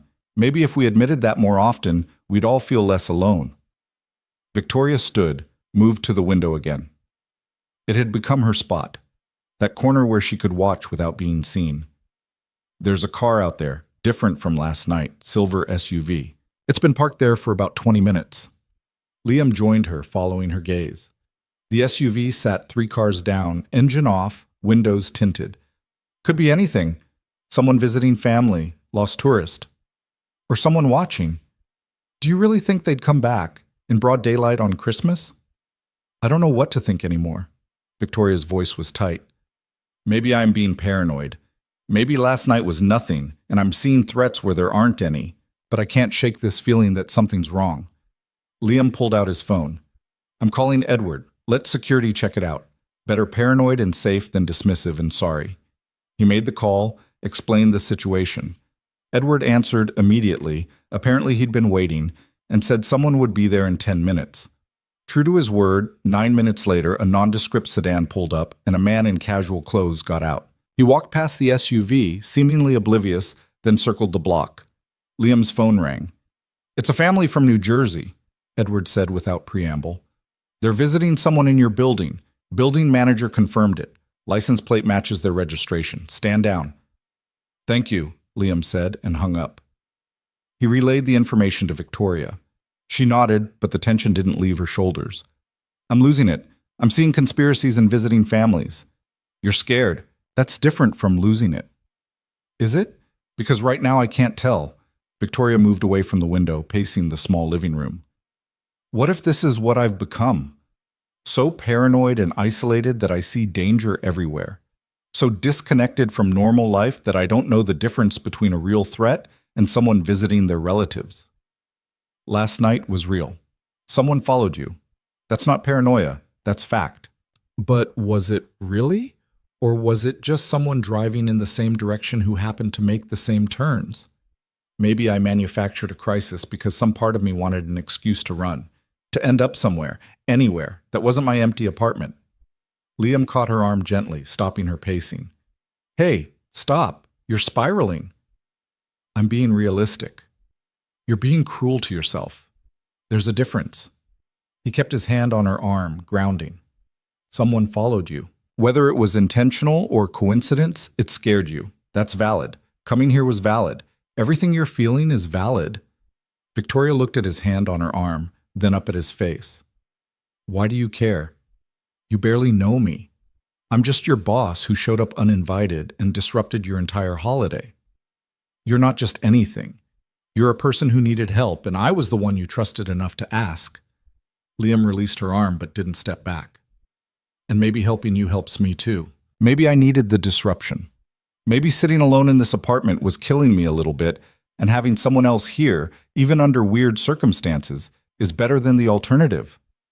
So we're using each other. We're helping each other. There's a difference. Victoria held his gaze for a long moment, and Liam saw something shift in her expression. The defensive walls lowering, the corporate mask slipping. Just a woman standing in a borrowed t-shirt trying to figure out how she'd ended up here. I don't know how to do this, she said quietly. How to be vulnerable without it feeling like weakness. How to ask for help without calculating what it costs. You just do it, badly at first, then slightly less badly. Eventually it gets easier. Does it get easier? I don't know, I'm still waiting to find out. Victoria almost smiled. We're a mess, aren't we? Spectacularly. The moment stretched between them, heavy with things unsaid. Liam was acutely aware of how close they were standing, of the faint scent of his soap on her skin, of how different she looked without the armor of her professional persona. Human, touchable, real in a way she never was at work. He stepped back before his thoughts could go anywhere more complicated. We should do something. Sitting around waiting for danger gets exhausting. What do people do on Christmas besides work or avoid work? Watch more movies, play games, call family and pretend everything's great. Liam moved to the small closet beside the kitchen, pulled out a battered box. Sophie and I play Monopoly sometimes. Though I should warn you, she's ruthless with property acquisition, gets it from her mother. You want to play Monopoly? I want to do something normal that doesn't involve staring out windows or analyzing our respective failures. Monopoly seemed neutral. Victoria looked at the box like it was a foreign object. I haven't played board games since college. Then you're overdue. They set up on the coffee table, clearing space among the remote controls and coffee mugs. The board was worn, some of the money creased, but everything was there. Liam dealt out the cash while Victoria picked her token, the dog, after a moment's deliberation. I'm going to destroy you, Victoria said, and there was a competitive edge to her voice that made Liam smile. Big talk from someone who hasn't played in 20 years. Some skills don't fade. She wasn't wrong. Victoria approached Monopoly the way she probably approached business, strategic, calculating, ruthless when necessary. She bought properties systematically, built houses with precision, and showed no mercy when Liam landed on her hotels. This is supposed to be fun, Liam protested when he had to mortgage Baltic Avenue to pay rent on Park Place. It is fun. I'm having a great time. You're bankrupting me. That's how you win. You're terrifying, you know that? Victoria grinned, and it transformed her face. I prefer competitive. They played for 2 hours, trading properties and insults, the afternoon sliding past without either of them noticing. At some point, Liam made more coffee. At another point, Victoria admitted she was hungry again, and they raided the kitchen for snacks, coming up with crackers and some questionable cheese that was technically still within its expiration date. I can't believe you're beating me, Liam said, surveying his dwindling cash reserves. I told you, some skills don't fade. This is humiliating, getting destroyed at Monopoly by my boss in my own apartment. Consider it a learning experience. I'm teaching you about ruthless business practices. I'm learning that you have no soul. Now you're getting it. But she was laughing as she said it, and Liam found himself laughing too. When was the last time he'd laughed like this? Not the polite chuckle he gave at work or the tired smile he managed for Sophie. Real laughter that came from somewhere genuine. Victoria won decisively, leaving Liam with nothing but mortgaged properties and crushed dignity. "I demand a rematch," he said. "Another time. I should probably check my phone. Make sure the company hasn't imploded without me." She picked up her phone and Liam watched her face change as she scrolled through messages. The lightness from the game faded, replaced by that familiar tension. Work creeping back in, reclaiming territory. "Everything okay?" he asked. "Define okay.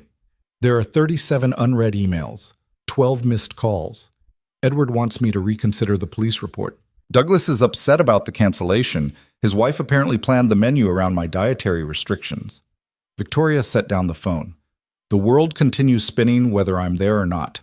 Turns out I'm not as essential as I thought. Is that disappointing or relieving?" "Both, neither. I don't know." She rubbed her face. "Part of me wants to respond to everything right now, get back to normal. The other part wants to throw my phone out the window and pretend none of it exists." "What's stopping you? From throwing the phone, I mean." "Responsibility. The weight of knowing that my decisions affect hundreds of people's livelihoods. The fact that I've built my entire identity around being the person who responds immediately, who's always available, who never drops the ball." "What if you drop the ball? Just once? What's the worst that could happen?" Victoria considered this seriously. Things would get handled. Maybe not exactly how I would handle them, but handled nonetheless. The company would continue. People would adapt. The world would not end. "So maybe you're not as essential as you think. Maybe you've convinced yourself you have to be everywhere, do everything, because it's easier than admitting you could step back and things would be fine." "That's terrifying." "Why?" "Because if I'm not essential, if the company can function without me micromanaging every decision, then what's it all been for? All the sacrifices, all the relationships I didn't build, the experiences I didn't have. If I could have done less all along and things would have been fine." She stopped, her voice cracking. "Then I gave up everything for nothing." Liam didn't have an answer for that. The weight of that realization, that maybe the sacrifices weren't necessary, that maybe you chose wrong, was something he understood too well. He'd spent 2 years wondering if he'd failed Rachel by not pushing harder for experimental treatments, by accepting the doctor's prognosis instead of fighting until there was nothing left to fight with. "I don't think it was for nothing," he said finally. "Maybe it wasn't necessary in the way you thought. Maybe you could have worked less and still been successful. But the path you took made you who you are. For better or worse, this is the life you built. And maybe now you get to decide if you want to keep building it the same way or try something different." "Like what? Quit? Walk away from everything I've built?" "Like set boundaries, delegate more, actually take vacations. Small changes that add up to a different life." Victoria was quiet, staring at her phone like it held answers. When she spoke, her voice was soft. "I'm afraid if I start making changes, I'll realize how much I've missed. How much time I've wasted chasing something that maybe didn't matter as much as I thought it did." That realization is coming whether you make changes or not. At least if you start now, you have time to do something about it. "When did you become so wise?" Victoria asked for the second time that day. "I'm not wise. I'm just further along in the regret cycle than you are." "That's comforting." "It's honest." Victoria set her phone face down again, decisively. "I'm not responding. Not today. Edward can handle whatever comes up. The world can manage without me for 24 hours. Bold move. Terrifying move. But you're right. If I can't step back for one day, I'll never be able to step back at all." Liam's own phone buzzed. His sister. He answered, stepping into the kitchen for privacy. "Hey," Sarah said. "Just checking if you still want to pick up Sophie at 3 or if you want us to keep her longer. We were thinking of taking the kids to see the lights downtown if the weather holds." Liam glanced at the window. The afternoon light was already fading, that particular quality of winter days where darkness came too early. "What does Sophie want?" "She's having fun, but she keeps asking about you. I think she misses her dad." Something in Liam's chest tightened. "I'll come get her. Give me an hour." "Sounds good. Everything okay? You sound different." "I'm fine. It's been a weird day." "Weird how?" "Long story. I'll tell you later." He hung up and returned to the living room. Victoria had moved back to the window, watching the street with that careful attention that had become familiar. "I need to pick up Sophie soon," Liam said. "You're welcome to stay, but I should go." Victoria turned from the window. "I've imposed long enough, and you should have time with your daughter without your boss hanging around." "You're not imposing." "I am, but it's been—" She paused, searching for words. "This has been the most normal day I've had in years, the most honest conversations I've had in longer than that. So thank you for letting me hide out here, for not making me feel pathetic about it." "You're not pathetic. I showed up at your door at midnight because I was scared and alone. That's pretty textbook pathetic." "That's pretty textbook human." Liam moved closer, not quite touching, but present. "Everyone needs somewhere to go when things fall apart. I'm glad you felt like you could come here." "I didn't know I felt that until I was standing at your door." Victoria looked at him, really looked at him, and Liam saw something shift in her expression. "I think some part of me has been watching you for months, seeing how you manage everything. Work, Sophie, your grief. You never complain. Never ask for special treatment. Just show up and do what needs doing. There's dignity in that. A kind of strength I don't have. You have plenty of strength. You're just using it to hold yourself together instead of build something new.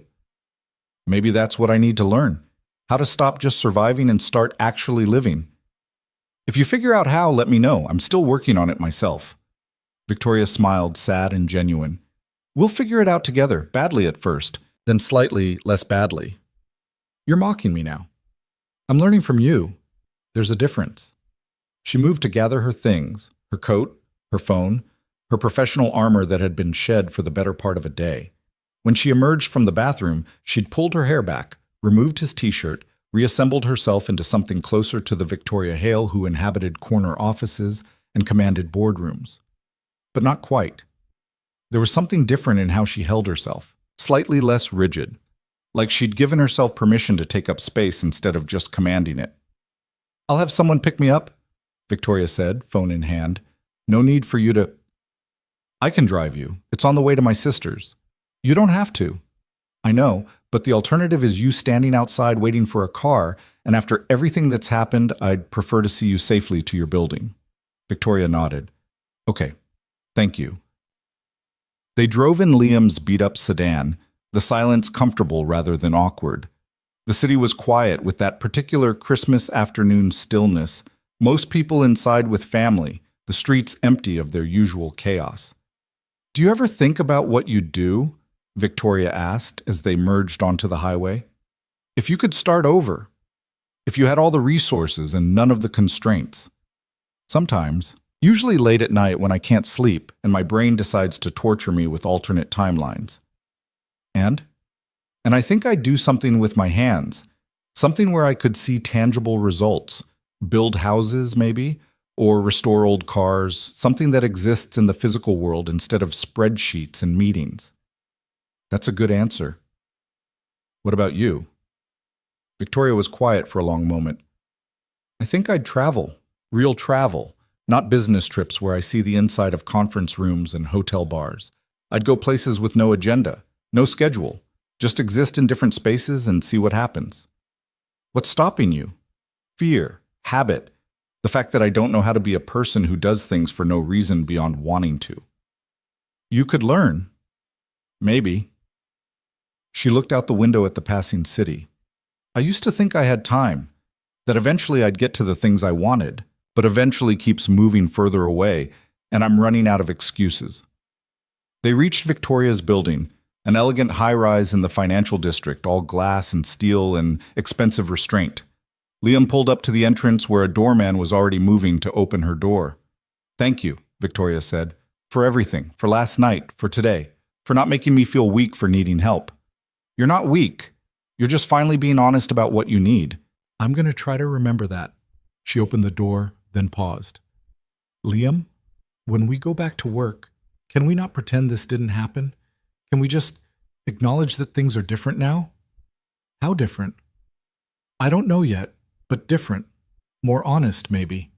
Less performance." "I can do that." "Good." Victoria smiled, and it reached her eyes. "Merry Christmas, Liam." Merry Christmas, Victoria. He watched her disappear into the building, then sat there for a moment before pulling away. His phone buzzed with a text from Sarah, Sophie asking where he was. He responded that he was on his way, then merged back into traffic. The drive to his sister's house took 20 minutes, the street slowly filling as people emerged from their holiday hibernation. Liam's mind kept circling back to the past 24 hours, trying to process what had happened. His boss had shown up scared. They'd talked, really talked, shared truths neither usually voiced, and somehow it had felt more real than most of his interactions in the past 3 years. What did you do with that? How did you integrate this strange, unexpected connection into the framework of normal life? Could you even go back to normal after something like this? Liam didn't have answers. He just knew that something had shifted, some wall had come down, and he couldn't quite regret it, even though it complicated everything. Sarah's house was chaos when he arrived. Kids running everywhere, wrapping paper scattered across the floor, the particular kind of Christmas disorder that came from too much sugar and not enough supervision. Sophie spotted him immediately and launched herself at his legs. "Daddy, I made you a picture!"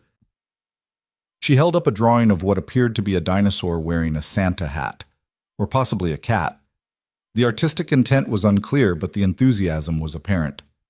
"That's amazing, Bug. Did you have fun with your cousins?" "Yeah, we watched movies and ate cookies, and Aunt Sarah let us stay up late," and the words tumbled out in a rush, Sophie's face bright with the kind of joy that made Liam's chest ache. "Sounds like you had a good Christmas," he said, kneeling down to her level. "Did you? Were you lonely without me?"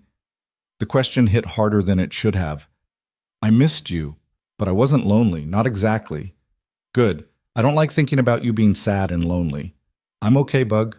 Promise." Sarah appeared with Sophie's bag, giving Liam a searching look.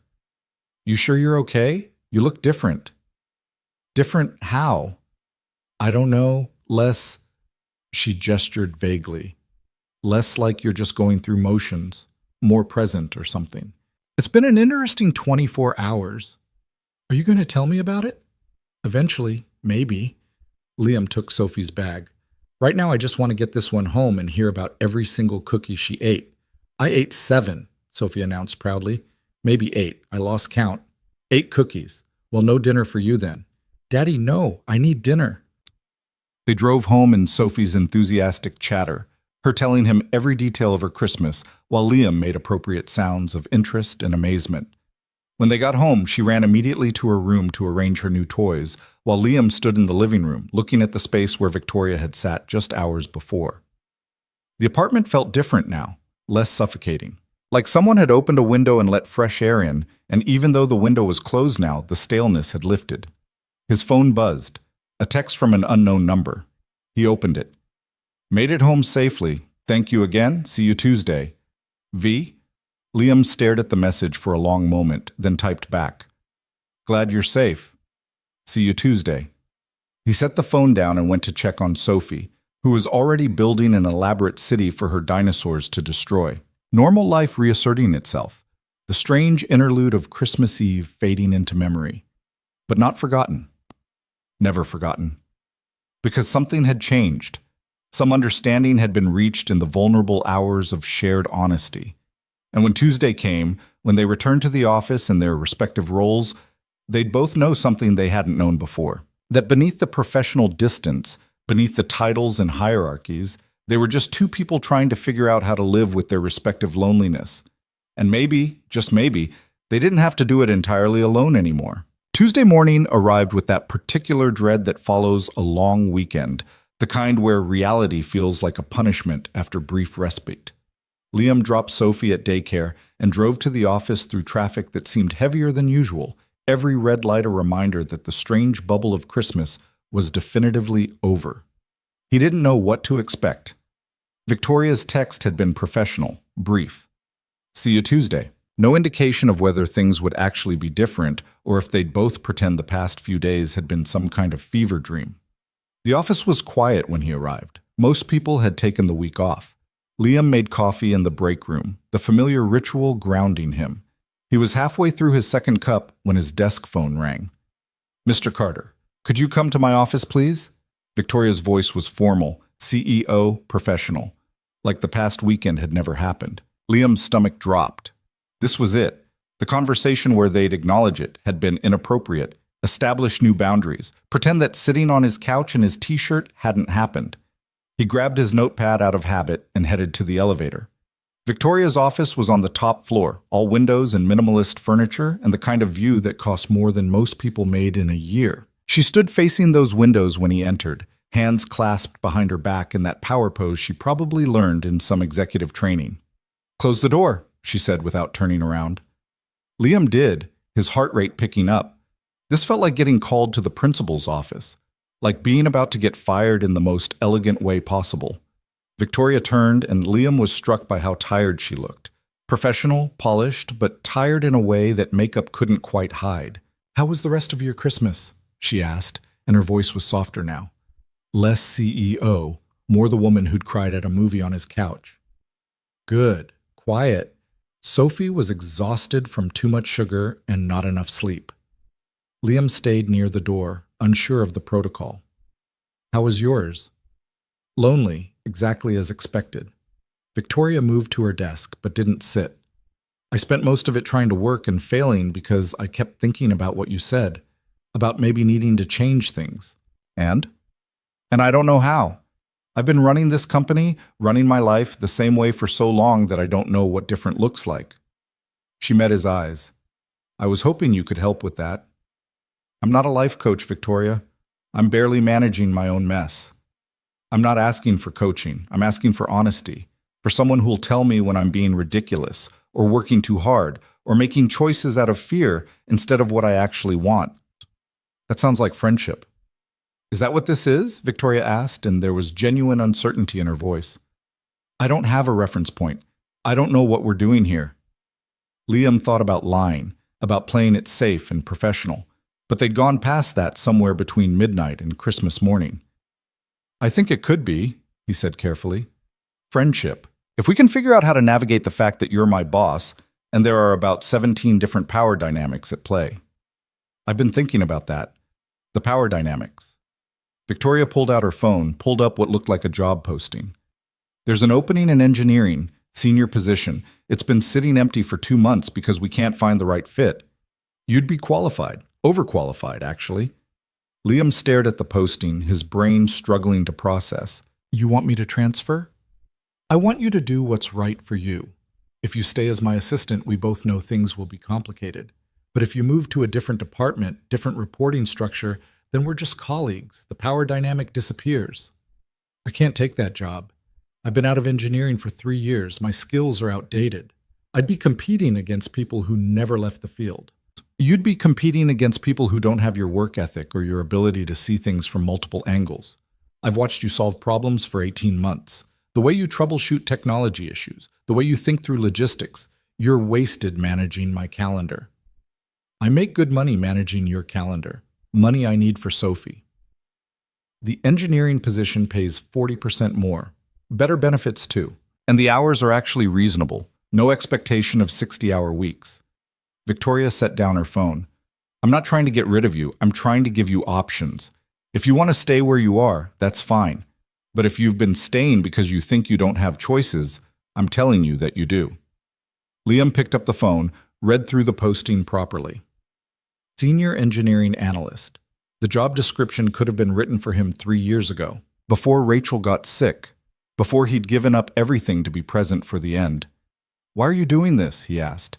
"Because you told me I should stop making decisions based on fear and start making them based on what I actually want.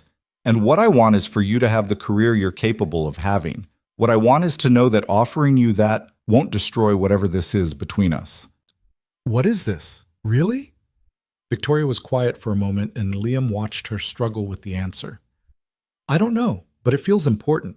It feels like maybe if I'd had this kind of honesty with someone years ago, I wouldn't have ended up so alone. And I don't want to lose it just because I'm too scared to change the parameters." "So you're offering me a promotion to preserve a friendship that might not even work?" "Yes. Probably stupid. Definitely risky. But staying the same feels worse." Liam set down the phone. "I need to think about it. Talk to my sister. Make sure I'm not making a decision based on emotion instead of what's actually best for Sophie." Of course, take your time. The position isn't going anywhere. Victoria finally sat down and Liam saw her shoulders drop slightly. I filed the police report about Christmas Eve. Edward insisted, and he was right. They can't do much without more information, but at least there's documentation if something else happens. Do you think something else will happen? I don't know. Maybe it was nothing. Maybe I'll never know. She looked up at him. But I'm glad I had somewhere to go that night, someone to go to, even if I shouldn't have imposed. You didn't impose. You showed up scared, and I let you in. That's what people do. Not in my world. In my world, showing up scared means showing weakness, and weakness gets exploited. Then maybe you need a different world. Victoria smiled, sad and small. Maybe I do. The conversation ended there, Liam returning to his desk with more questions than answers. The job posting sat in his email inbox, a possibility he hadn't allowed himself to consider in 3 years. Could he really go back? Step into that part of his life he'd thought was permanently closed?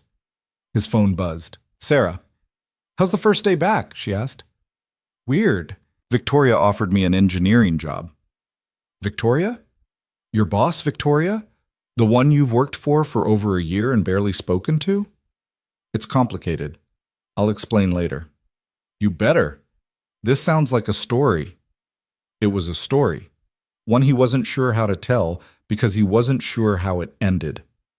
He spent the rest of the morning working through Victoria's calendar, scheduling meetings, and managing the logistics of her life like he had for 18 months. But it felt different now. He knew what was behind the polished exterior, the vulnerability she hid behind corporate efficiency. At lunch, Victoria emerged from her office and stopped at his desk. There's a place down the street. Good sandwiches. Want to join me? The old Liam would have made an excuse, would have eaten at his desk to maximize productivity and minimize complications. But something had shifted, some permission granted over Christmas to be more than just functional. Yeah, okay. They walked side by side through the mostly empty office, taking the elevator down in silence. The sandwich shop was quiet, most people still on holiday break.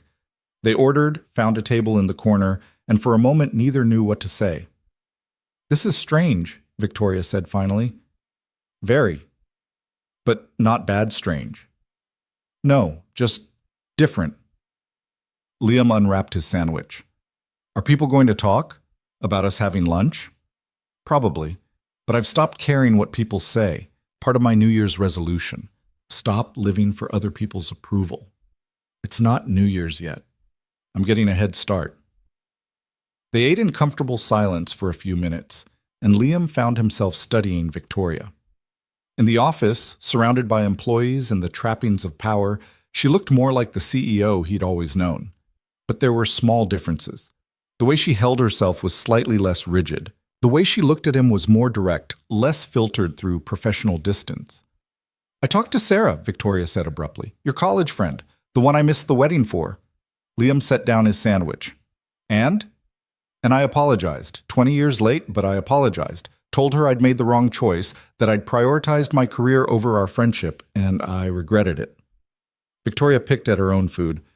She was surprised to hear from me. We talked for an hour. It was nice. Awkward, but nice. What made you call her? You.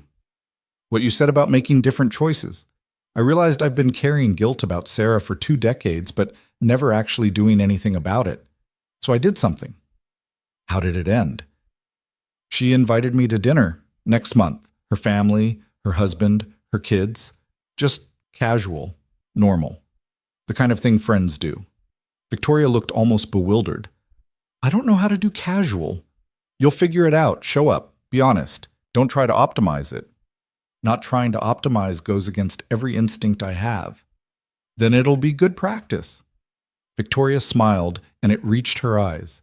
You're good at this. At cutting through the noise and saying the thing that needs saying. Rachel used to say the same thing, usually right before telling me I was being too blunt.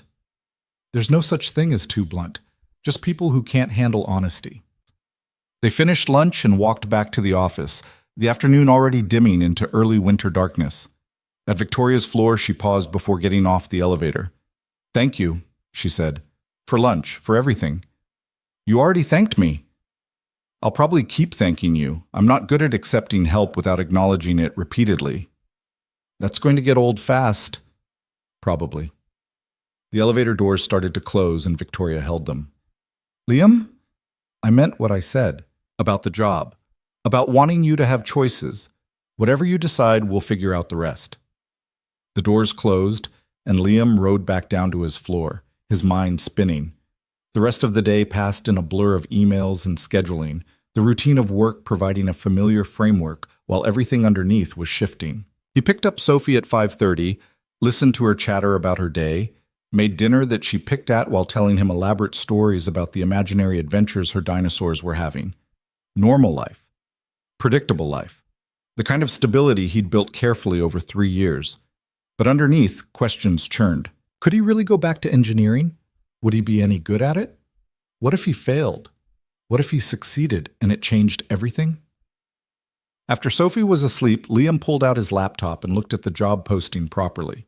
Read through the requirements, the responsibilities, the scope. It was intimidating. It was also exciting in a way he'd forgotten work could be. The idea of solving real problems instead of just managing schedules, of using his brain for something more than logistics and calendar Tetris. His phone rang. Victoria. It's late, he answered. I know, I'm sorry. I wanted to say something and I couldn't wait until tomorrow. Her voice was uncertain. I shouldn't have offered you that job. It was manipulative. I told myself I was giving you options, but really I was trying to fix the power dynamic so I could keep you in my life without feeling guilty about it. Victoria, let me finish, please. She took a breath. You're right that I'm always calculating, always trying to control outcomes. And what I did today was exactly that. I dangled a better job in front of you like it was some kind of gift, when really it was self-serving. And I'm sorry. You don't owe me anything. Not friendship, not honesty, not your career choices. I had no right. Are you done? Yes. Okay, now listen to me. You offered me a job I'm qualified for that pays significantly more than what I'm making now. That's not manipulation. That's opportunity. Whether or not I take it has nothing to do with owing you anything and everything to do with what's best for me and Sophie. But nothing. Stop apologizing for doing something kind just because it also benefits you. People can want things for multiple reasons. It doesn't make the gesture less real. Victoria was quiet for a long moment. I'm not used to people calling me on my bullshit. Then you've been surrounded by the wrong people. Apparently. I'm going to think about the job. Really think about it. Talk to my sister. Maybe talk to someone in HR about what the transition would look like. And then I'll make a decision based on what makes sense for my life. Not on what you want or what I think I owe you. Okay? Okay? Good. Now go to sleep. It's almost midnight, and I guarantee you've been working since you got home. How did you know? Because I know you. You're sitting at your kitchen table with your laptop and approximately 3 different reports open, and you're trying to convince yourself you're being productive when really you're avoiding going to bed because that's when the silence gets too loud. Silence on the other end. Then quietly, you're right. I know, close the laptop, go to bed. The reports will still be there tomorrow. Bossy? Someone has to be. He heard her laugh, soft and tired. Good night, Liam. Good night, Victoria. He hung up and sat in the quiet of his living room, feeling something shift inside his chest. This strange, unlikely connection that had started with fear and midnight had become something he couldn't quite name. Not romance. Neither of them was ready for that, might never be ready. But something important nonetheless. Something that made the silence less oppressive and the future less predetermined. The next morning, Liam called HR and asked about the engineering position. By afternoon, he had an interview scheduled for the following week. By evening, he'd told Sarah, who'd alternated between excitement and concern in equal measure. Are you sure about this? She asked. Going back to engineering, taking a risk. No, but I'm sure about staying where I am being the wrong choice, so I'm choosing the uncertainty. Very philosophical for someone who usually just wants the safe option. Maybe I'm tired of safe. Maybe safe is just another word for slowly dying. Okay, now you're being dramatic. Maybe, but I'm doing it anyway. The interview was Wednesday of the following week. Liam wore his old suit, slightly tight in the shoulders but still presentable, and tried not to think about how long it had been since he'd talked about load calculations and structural integrity. The panel consisted of 3 engineers and 1 HR representative, none of whom seemed to know or care that he was Victoria's assistant. They asked technical questions, asked about gaps in his knowledge, asked him to work through a problem on the whiteboard. And something in Liam woke up that had been dormant for 3 years. His hands remembered the equations. His mind remembered the logic. It was like speaking a language he'd thought he'd forgotten, but that came flooding back as soon as he opened his mouth. "We'll be in touch," they said at the end, and Liam had no idea if he'd done well or bombed completely. He returned to his desk to find Victoria waiting with coffee. "How did it go?" she asked, and there was genuine nervousness in her voice. "I don't know. Either really well or really badly. Hard to tell." "Did you remember how to engineer?" "Most of it. Some of it came back faster than I expected. Some of it felt like trying to read a book in a language I only half remembered." "That's good. That means you're being challenged. If it felt easy, the job would be wrong for you." "Did you pull strings to get me the interview?" "I mentioned that there was an internal candidate I thought they should consider, but the rest was you. I made sure of that." Victoria set down the coffee. "I didn't want you to get the job because of me. I wanted you to get it because you earned it." "What if I don't get it?" "Then we figure out plan B, but I think you will." She was right. The offer came Friday afternoon, better salary than Liam had dared hope for, benefits that would actually cover Sophie's medical needs without him constantly juggling deductibles, a start date 3 weeks out to allow for transition. Liam stared at the email for a full minute before it felt real. Then he called Victoria. "I got it," he said when she answered. "I know. HR called me for approval an hour ago. I've been waiting for you to call." Her voice was warm, genuinely happy. "Congratulations." "I'm terrified." "Good. That means it matters." "What if I fail? What if I can't do it anymore?" "Then you'll figure it out. You've rebuilt your entire life from nothing once already. You can do hard things. You just have to stop telling yourself you can't." Liam closed his eyes, let himself feel the fear and excitement in equal measure. "Thank you for pushing me, for seeing something I'd stopped seeing in myself. Thank you for showing up when I needed someone, for giving me permission to be scared and human and imperfect. We're quite a pair. Aren't we just?" They made plans to celebrate. Dinner, somewhere casual, just 2 friends acknowledging a good thing. But when Saturday came and they sat across from each other at a neighborhood restaurant Sophie had picked, Liam realized it was more than just celebration. It was proof that they'd found a way forward. Different from what either had expected, but real. "Sophie wants to meet you," Liam said over pasta that Sophie was deconstructing rather than eating. "She's been asking who I've been texting at night. I told her a friend from work." "Is that what I am? A friend from work?" "You tell me. What do we call this?" Victoria looked at Sophie, who was currently arranging rigatoni into patterns on her plate, then back at Liam. "I think friend works. I like friend." "Me too." Sophie looked up, tomato sauce on her chin. "Are you Daddy's friend?" "I am," Victoria said, and she said it like she meant it. "Do you like dinosaurs?" "I don't know much about them." Sophie's eyes went wide, like Victoria had just admitted to being from another planet. "I can teach you. I know everything about dinosaurs."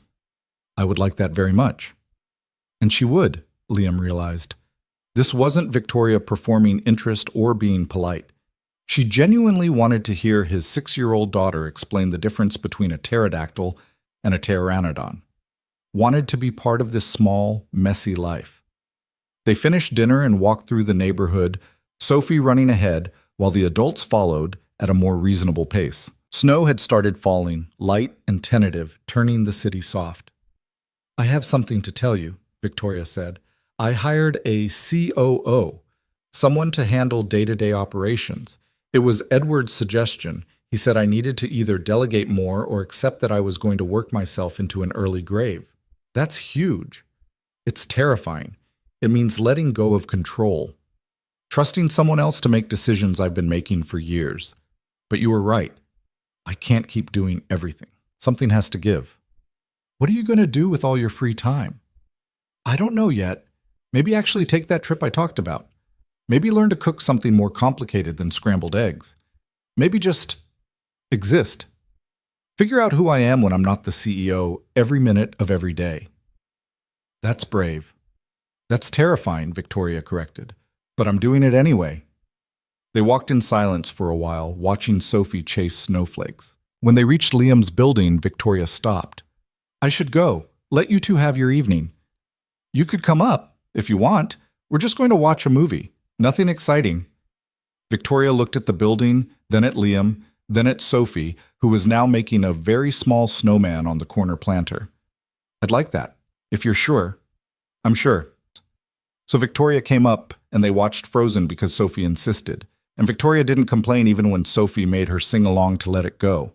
And when the movie ended and Sophie was half asleep on the couch between them, Liam felt something settle in his chest that he'd thought was permanently broken. Not fixed, not healed, but less sharp, less raw. Like maybe there was room in his life for more than just survival and grief. Room for friendship and possibility, and the kind of honest connection he'd thought died with Rachel. Victoria left around 9, Sophie already in bed, the apartment quiet again but not empty in the way it used to be. At the door, she turned back. Thank you, she said, for letting me be part of this, part of your life. Thank you for showing up at my door on Christmas Eve, for being scared enough to ask for help. Best decision I've made in years. Same. She left, and Liam stood in his doorway for a moment, watching her disappear down the hallway. Then he closed the door and leaned against it, feeling the weight of the past weeks settle into something like understanding. His phone buzzed. Victoria. Made it to my car, not being followed. See you Monday. Liam smiled and typed back. See you Monday. As colleagues this time. As friends, she corrected. As friends, he agreed. 3 weeks later, Liam started his new position. The learning curve was steep. The work challenging in ways he'd forgotten work could be. But he was good at it. Better than he'd expected. His manager told him he had instincts that couldn't be taught, the kind of problem-solving ability that only came from real experience. Victoria hired her COO and started leaving work at reasonable hours. Started saying no to obligations that didn't serve her. Started building a life that looked less impressive on paper but felt more honest in practice. They had lunch most Thursdays, just two friends catching up, talking about work and life, and Sophie's latest dinosaur facts. Sometimes Victoria would text him late at night when the silence got too loud, and Liam would text back, keeping her company across the distance until she could sleep. It wasn't romance, it wasn't redemption, it was just two people who'd found each other at the exact moment they'd both needed someone to see them clearly. To say that being scared was okay, that being alone was a choice, not a sentence. That maybe the way forward wasn't back to who you used to be, but forward into someone new. 6 months after that Christmas Eve, Victoria came to Sophie's 7th birthday party at the park. She brought a book about paleontology that was way too advanced, but that Sophie treasured anyway. She stayed for the whole party, cake and chaos and all, and looked more comfortable than Liam had ever seen her. Thank you for coming, he said as the party was winding down. Thank you for inviting me. You're part of this now, part of our life. Couldn't imagine it without you. Victoria's eyes were bright. I couldn't imagine my life without you two either. Funny how that works. How one scared decision on Christmas Eve can change everything. Best scared decision you ever made. Second best. First was filing that police report. They caught the guy, by the way. Edward told me last week. It was one of those environmental protesters, but more extreme than most. Had a list of CEOs he was monitoring. I was third on the list. Jesus, are you okay? I'm fine. He's being charged, and I'm glad I trusted my instinct that night. Glad I didn't just dismiss it as paranoia. She looked at him seriously. If I hadn't been scared enough to leave the office when I did, who knows what might have happened. You ended up at my door. Best place I could have ended up. Sophie ran over, demanding they watch her do a cartwheel. They watched, applauded enthusiastically despite the cartwheel being mostly a sideways fall. Normal parent things. Normal friend things. The kind of ordinary moments that only felt ordinary until you'd lived without them long enough to understand their value.